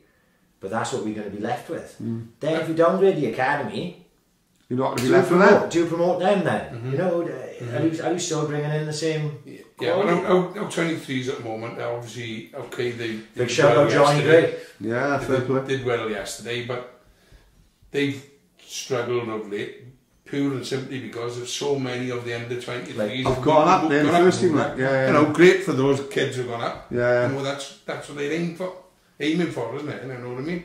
So they might bring in like 16, 17-year-olds into the... just happen to be fucking falling into place, like... You know what I mean? And more games they get at that level, hopefully the more they'll improve. Liam Cullen get the purple patch at the moment. This is when Swans official put up. Salah, 15 goals. Sane, 16 goals. 17, someone else, it was like 14, 15, Please don't tell 16. us what Cullen said. Cullen 17. Fuck it, we clutch it, we'll have whatever we can get. I remember watching him. Remember they used to have the internationals in the 16s, Welsh. The Victory Shield. The 15s. Big shout to Scott Coughlin, isn't it? I remember seeing Liam Cullen playing in that, and I think it was a year he might have won it. He scored a number of goals. Really? And he looked at player there. Yeah, of course. I remember when we had Lee David on first time. Seems like such a long time ago, didn't it? And I remember because obviously Lee was coaching there with the Swans as goalkeeper coach at the time, and he said when Liam Cullen was a kid, when Liam Cullen was through against Lee would play in goals and he would fucking dink it over his fucking head and whatever he wanted. And the day I went to see. It was the under-18s, and that Liam Cullen was 16 against Aston Villa, and him and the boy Price, who actually not long ago got a professional contract, centre midfielder, Tom Price I think his name is, for the Swans. They were the best Swans players, and you could see then that he had it. You know, he had that little bit of touch, that little bit of class. And I don't think he had a great game that day personally, but you knew, you know, when you look at someone and go, "Oh yeah, he can play." You know, he had that little bit of something about him, like you know. Little fox in a box type of thing. I don't know what will happen. He'll come through. Oh yeah, of course. Daniel James. Yeah, tell him. As soon as an amount comes in for him, he'll be fucking gone. He'll come in and he'll like hit the ground running, maybe score fucking 5 and 6, and then like you said, then these days he'll have a good start, and they look at it. You're worth 15 million quid as soon as you step on the pitch, isn't it? Yeah. You know what I mean? It's a shame really, but that's the way the next however many years the Swans are going to be. Got to be like, you know, unless by some miracle, Rhian Brewster hits the ground running now, and these boys he brought in Gallagher and that, and they push us in, and we somehow sneak into the playoffs, and but even if we get in the Premier League, I can't even imagine going up to the Premier League with this side. Can you imagine that? Not with the side we got. We struggle. We street bagger. We'll get pummeled every week. Shared with it because they ain't going to share out, are they? Of course they're not. They ain't going to share out. We're not going to buy the Me Choos or the fucking De Guzmans. You're not going to buy them. No. It's sad to say, but I think I'd like to think the more sensible Swans fans are starting to see it now, starting to realise, you know, what the fuck is happening, and realise there's going to be a lot more downs before there's any more ups. Like you know, obviously the crowds will drop, and it's more, I hate the word plastic, but more the fans are interested will go away, but I think it'll still keep a decent core, and then we'll level out, and then hopefully financially level out as well, and then we can be a big club in League One. You know, like we were before, with bigger crowds, and then start bringing in 400, 500,000 strikers from League Two. Yeah. And Morty Fallon coming back. Yeah, you know, fuck, that guy scored 22 in League Two last year. We'll fucking have him. You know, from fucking Mansfield or something. Yeah. And you bring him in, and you start getting excited about it. Like, you know, I enjoyed that. I enjoyed League One as much as I enjoyed any division we fucking been in. You know. And League One, you know, when you talk about the players we had then, and guy I never got the recognition he deserved was Scotland, Jason Scotland. I thought he was a fucking great. Well, he was in Championship, man, scoring fucking 20 goals as well, mate. Yeah. Well, Jamie Green hated it. 3 seasons on a trot, he had over 20. 20 odd goals, mate. Jamie Green always said he's lazy, right? But the way I looked at it, he did his job. No, Martinez was manager, I think. Yeah. Right? And we play 5 in the middle, and we play 1 up top. And Jamie Green would say he's a lazy cunt, but he'd have the ball twice and score 2 goals. Now, all I'm saying to Jamie Green is, we play him 5 in the middle. Common sense should tell you, Martinez is telling him, I don't give a fuck what he does in our half, right? All I want him to do, don't even bother closing the full-backs down, right?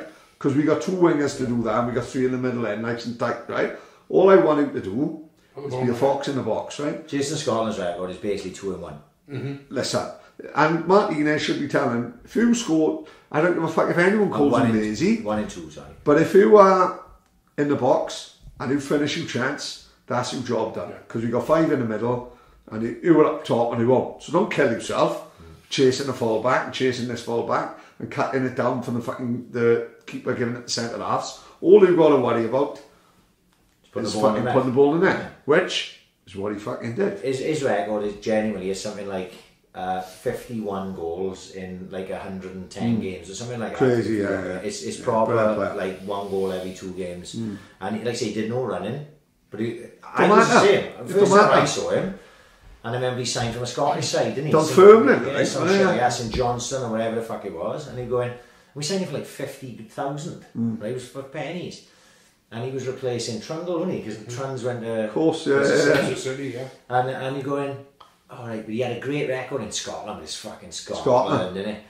And then he came in, and the first sort of maybe 10 games I watched him, I was like, he is one lazy cunt. But he scored a few goals in there. And then I remember we played Leeds. Remember when Robbo got sent off and we beat them with 10 men? Monk scored, and I think Scotland scored the winner. And obviously that game, he scored the winner in that game, and I started to get it. Like after that game, I was like, no, I know. If you give him that chance, he'll score it. That's what it's all about. It's the hardest thing to do in football. If you didn't want anyone else on the ball in and around the box, you just wanted him. You didn't give a fuck if he didn't touch the ball. Yeah. But as long as he touched it around the box, because that's where he was going to get goals, you start to work it out. And you use either foot. Quality player, he'd hold people up like that, and you go either way, right? Like boom, you take one touch, bang, and it'd be a goal. I say, miss, we could do fucking Jason Scotland now. Where is he? He's digging up from somewhere. With Dolby, we can angle Dolby. Well, he's like running a shot in Scotland, though. Class of it, yeah. And the thing is, you're going to have Shearer up front for us, but if you're not getting the ball forward, exactly. And that's our problem. We're going sideways and backwards. I got messaged by at the Wigan game. Some fucking Liverpool fan messaged me. Don't ask me how this Liverpool fan fucking messaged me. I got absolutely no idea. Was he from Birmingham, was he? Probably, yeah. Yeah. I had commented something about the goal that Liam Brewster had scored. You know, these fuckers, they'd probably search in Brewster. Yeah. And he messaged me, how's he playing? And we started having this conversation, and he just said, look mate, you know, he's obviously very lively, he's obviously very keen to score a nice goal, but I don't expect him to get 20 by the end of the fucking season, because we just won't set him up. And you could see that in the Stoke game. He's getting frustrated because he's living on scraps. Yeah. And then he starts dropping right in then to pick the ball. Which is where we don't want to. Which is where, like you said, exactly what Jason Scotland wouldn't have done it. Jason Scotland would have just stood on a last man, and if he didn't get the ball, he didn't get the fucking ball. But someone like Liam Brewster, who's 19 years of age, and he wants to impress Liverpool as well, doesn't he? Yeah. He wants to go back to them saying, fuck, look at that, I played 10 games, scored fucking 11 goals. So, not that Liverpool are going to fit him in, because they probably sell Salah and buy Mbappe. Yeah. So, you know what I mean? But he's keen, you can see he wants to get involved. We not the team that's going to create loads of fucking chances. Not currently, you know. that ball that Gallagher played to him for the goal that he scored was one of the few times we've done that this year. Yeah, do you reckon? Yeah. We don't do that in and around the box. It's always sideways and back. Normally, whoever collected that ball, where Gallagher collected the ball, would have turned out on his right foot and played it out to the right back. But Gallagher turned. Brewster's run was perfect across the defence. He rolled the ball in. It was a simple pass at the end of the day. Any one of us could have played that pass. And then he finished it. Fantastic. We haven't got enough of that. And when I saw that, I went, fuck, we got a chance with those two. But then in the Stoke game, Gallagher was anonymous. Like, he didn't do anything. Brewster didn't do anything. Because he was just chasing shadows, a large part of it, like, you know. And they're not a good side, Stoke. Not a good side. As I say, I only saw like last 20 minutes. Were they playing like... No, at the start they were. At the start they were launching the ball into the pitch, and to be fair, they were winning the ball. And for the first 15 minutes we were on top. And not just on top, we were holding the ball and knocking it around like we were the home side. I thought, fuck me, this is going to be easy. And then all of a sudden then they start getting a foot in. You know, you can see them like winning yards. You know, like that type of game where they start winning yards. And instead of having the ball then on the edge of the area, they start to win it in the 22, and then they start winning it on the halfway line, and then before we know it, then they start pressuring us in the box. And it's not like they pounded us with sandbags. They didn't. In the end, they ended up being a better side footballing wise than us. And they are knocking balls out wide and swinging dangerous balls in the box, and I'm thinking to myself, fuck me, hang on, 10 minutes ago we were going to win this game 4-0. And what doesn't help, I like Woodman as a goalkeeper, but he doesn't command his box. No, I don't. No. He doesn't. Totally agree. You know, he doesn't come out the centre backs at all. There was more than a few. I did point this out in the fucking Cardiff game. I'd seen it coming earlier in the year, and he will not. And there was one that was back, I think it was in the 6-yard box. It completely beat everyone, and he's just watching it go past him. And he's a great keeper, save-wise, fucking fantastic, and actually made 2 saves in the first half of the Stoke game to keep us at nil. Was it 0-0 half time? Yeah, 0-0 at half time. Was it 1-0? No, it was 0-0 half time. They say we had sort of more of the play early doors, and then he made 2 saves that kept us in it. One from Joe Allen, I think the other one was from Klukas. And then it just obviously they scored. Klukas scores a fucking goal, runs the length of the pitch. Like I said, you can't be mad at him, can you? What would you do? Is what it is. Yeah, let him crack on. No, he did get slaughtered when he was young, didn't he? Yeah, fuck yeah. He's one of the only players who he had more than I in playing for us, and we give some of the opposition. Exactly. You know, good luck with him. He can do whatever the fuck he wants. So. I said he's fucking. You know, you're not going to blame him for that. No, fuck, no, far from that. And that was it. Once they scored one, I never fancied we get any. And then they scored a second, and then you fucking forget it. And it was like fucking wrap up time. And I know that we must be shit to watch now, because like I said to Niall on Saturday, Niall, you're going to watch this for me now, we lost Stoke. He's like, oh Dad, I don't want to watch it with you. Right? That's not happened before. That's not like him. No. Yeah. He's gone, oh Dad, they're boring. Can you just let me know what they're doing? You know? That's not happened. You ruined, like, he's 11-year-old and he's on TikTok and he just fucked his head up, like, you know what I mean? He's on TikTok, he got better things to do. It's tough for him, like, you know? It's, you know, it's sad that it's going our way, like, and I say we got Preston this weekend. Do you fancy getting a skin over? Oh, nothing at all. Nothing? I don't fancy, well, no, nothing more than Iden. Is that home or away? Away. Next home game is Derby. Week after, is it? Next one, which is a big game itself, like. Then, you know, Derby are not doing too well. They're not firing on all cylinders. But you can guarantee that Rooney will stick. Exactly. Fucking bump to. Yeah. And as that's what I said, and to go back to the Love Sport thing, it was actually what I talked about on there was stuff that we had talked about previously. Anyway. And I say from the outside in, if you look at it, you think, oh, we've had a half decent run. No, we haven't. Because everyone we played, we probably should have beat or at least drawn with, and we lost 3 of them and drew 3 and won 4, right? Fair enough. And that's what I was getting at. Now we're going into a run of games where we've got Preston, we've got Derby, we've got QPR on a Tuesday night at home. We're starting to come into these West Broms, these games where look at them and go, I don't fucking fancy winning any of them. Whereas where we had like Charlton at home, think, oh, we could beat them. Barnsley at home, Stoke, we could beat them. Stoke away, fucking, I mean, maybe we get something there. You fancy that? Out of all these games that we played, Luton away, we did win, to be fair. I'm thinking to myself, oh, the only one I didn't fancy out of that run was Brentford away, which we did lose, like, you know. But then when these games that you're not winning, even beating Wigan, it was only 2-1. It wasn't like we... No, because we haven't taken the clean. Yeah, we haven't steamrolled the team all season. We haven't literally gone out and battered the side all year. Whereas last year, by this point, I know you're talking about with Dan James and fucking Oliver Burney on the side. We had battered a few teams. We battered Brentford, you know, in the FA Cup and in the league. Yeah. Well, I'd like to see us get to the 50 points and then bring that Cullen in. In fact, I'd bring him in anyway, because at least he knows the fucking net is. Yeah. Like I said, he might hit the ground running and just be a fucking revelation. Like, do you know why I don't? A lot of like strikers is form, innit? Because he can play wide. He can play out wide. Right. What do we lack in? Width. Yeah. You know, we got A out on the right. He never stayed there. Yeah. You know, I know I slag Conor Roberts, right?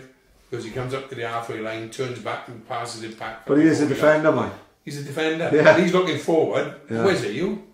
Yeah. Playing number fucking 10. Yeah. He's disappeared in the middle of the pitch.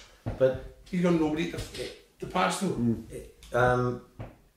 They're not going to make that. They're not going to bring Cullen up now when they just brought Bruce in. No. And they got Baston there. Yeah. If they sell Baston now in January, which I don't think is going to happen when you can have him for free in the summer, I think he's going to go free in the summer.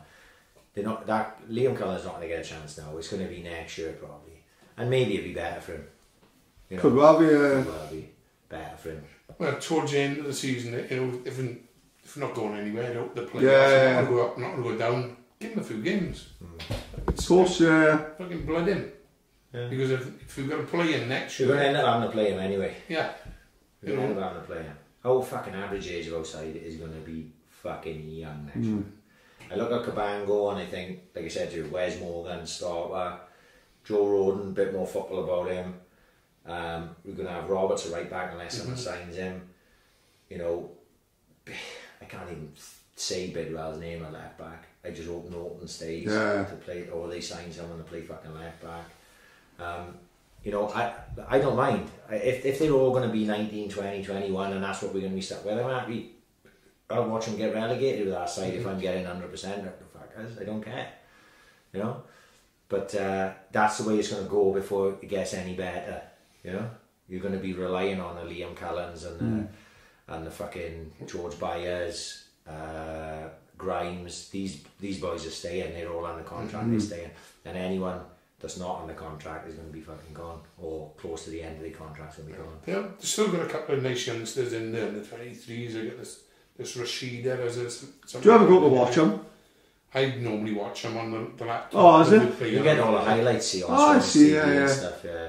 But you'll get the under 23 games live. Oh, right, yeah. On a Monday night if they're playing down there, see? Ah, quality. So I get it on, we've got Swans official web page. Yeah. Just click on that and it'll say then under 23's live game. Just put it on then, because usually Monday night. Yeah. No Wyndham Evans commentary on the under 23s. No. I put the under 23s on just to spunk over Shawnee David. You know what I mean? God, I can't say that. We still try to get her on the podcast. Yeah, she won't be listening to this nonsense. She's in Bali with her boyfriend. Don't worry about that. Or Barry or Barry? I don't know. Anyway, it don't matter. Before we fuck off, gotta say about Brett John's weekend. Oh, mate. I got a video. My phone's fucked. I can't charge my phone up. There's a video of fucking my whole house going fucking mad Saturday night. What a performance, wasn't it? Amazing. Huh? Amazing. I had to shout out fucking... I only caught Smithy's name. I bumped into Smithy today. I see it. Amazing. No way. I mean, it. brilliant. He said his phone hadn't stopped. I was watching a fight. We meet Brett a couple of times. We met Brett, you know, obviously done the podcast twice. I met him outside the podcast anyway. You're not once you meet Brett once, you're not a fan of Brett the fighter anymore. You're a fan of Brett. Yeah, he's right. Good. He's a fucking one of the nicest guys you'd ever meet in your fucking life. And before I ever met Brett, obviously I'm always interested in the Welsh boys fighting, no matter who they are. Yeah, Jack Marshman, never met him. Jack Shaw, anyone, right? always follow the Welsh boys fighting, and I follow Brett. And then you meet him and you go, oh my god, he's fucking absolute top boy. So you're a fan of him then personally. So I'm like proper emotionally invested in that fight on, especially because he'd only just been and tough fight. Mate, back and forth. Talk about technical fight, like, and I'm not a fucking... I'm not a jiu-jitsu fucking boy, right? So, like, you know, as it happens, my nephew had a couple of one-to-ones with Vetch. She's big in jiu-jitsu, like, but let's be honest, you know, I'm fucking, you know, a very, you know, basic level jiu-jitsu fucking, but fuck me. That was, you could see how that was fighting. Bisping and Kobe were loving it, weren't they? They loved every second of it. It was grueling, it was back and forth. You could see it when everyone was on each other's back. I'm going, that's 1-1 going into the third. Yeah. And I'm thinking, it's in America. This kid is the new, like, he's like a bit of an... So you've got to stop him. Because if it goes to points, you think, nah, they're going to give it the, like, and rightly so. And then it was I think just at the start of the third, he took Brett down with like a throw, but Brett quickly got his back and like put a body triangle on him, and I went, Brett's won, because he's not going to give up this position. So if nothing from now on, there's like 3 minutes left. If nothing from now on, Brett had won this fight. He's going to win it on points. And I won enough, like, he fucking choked him up, mate. I was jumping. Brilliant, mate, amazing. Because you've been trying to get that arm. All fight. When he eventually got there, it was done. Yeah, it was done. Yeah. He had fought bravely, to be fair. Yeah. Tony bravely. And but it was a point where he got it in, and that was it. It was curtains. And I was like, fucking, I'm jumping around my living room. And my missus shouting down the stairs, what's going on? Brett's fucking won. Yeah, it was amazing. And then when he goes over there and he turns to the camera, he goes, he said, like, to the jacks or something, he said, Chili, stack up, and then he turns away and he goes, Smithy. Yeah, I saw him call Smithy. Yeah, I was jumping up and down. Right, so I was waiting for him to go, and the ambition is critical. Yeah, I know. I was fucking tapping, put a hammer through the TV. So this is what's funny, right? I've been thinking about that, are we laughing about how we give the boys a shout out, the boys we know.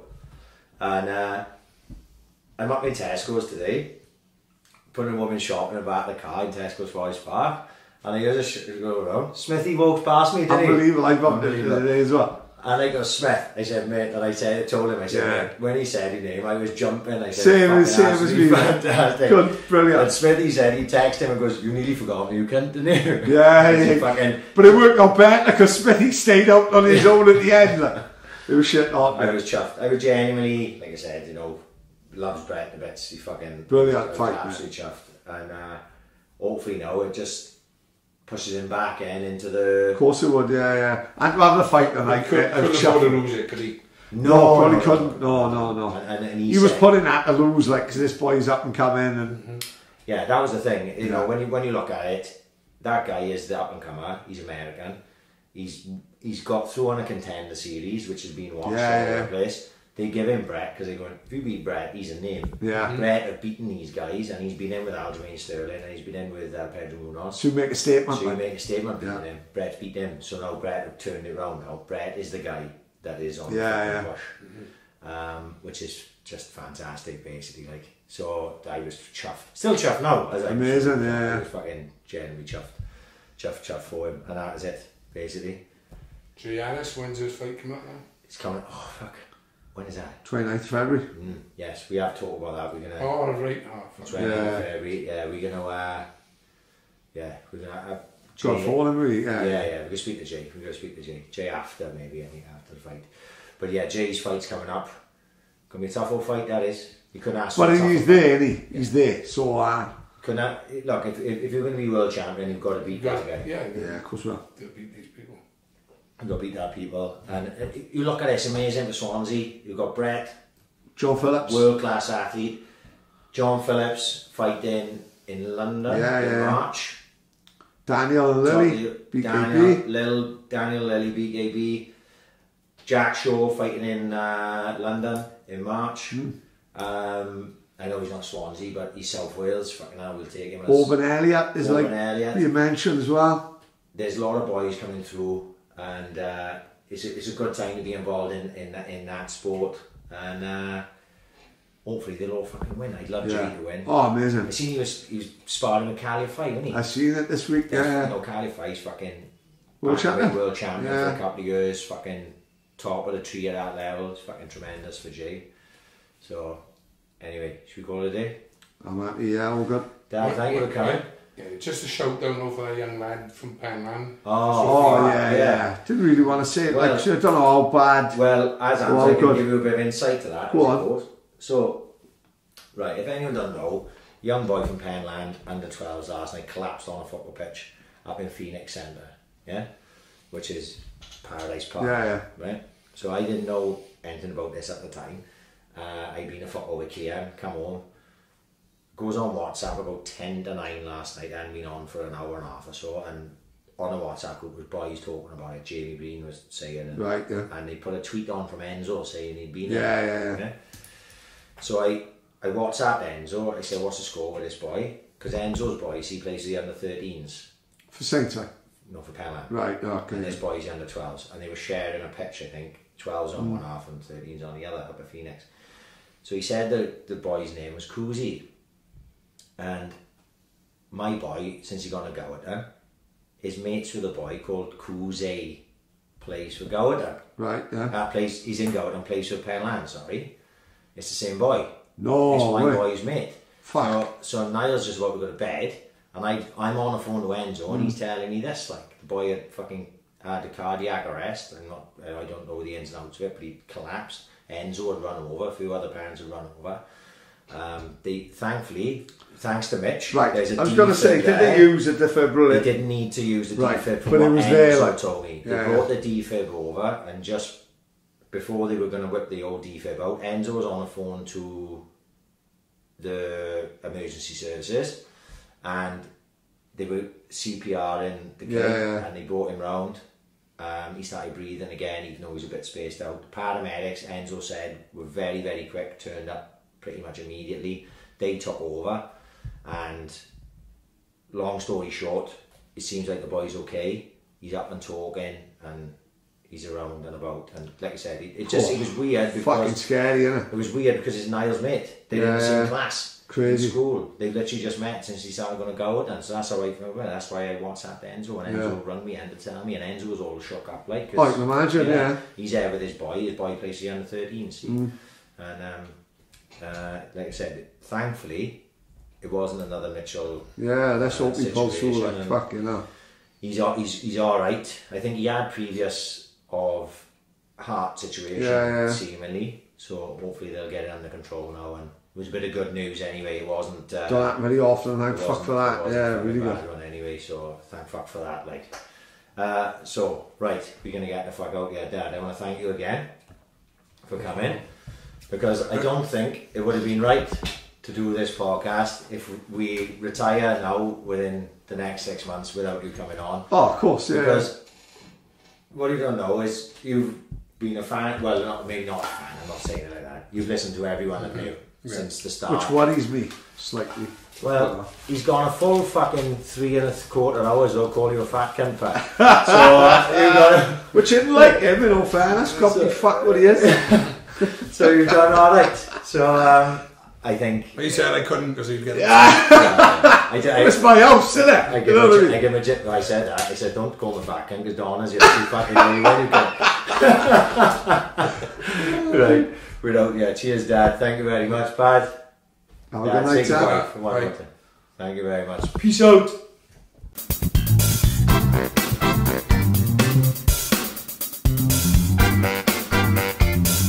Ambition is critical.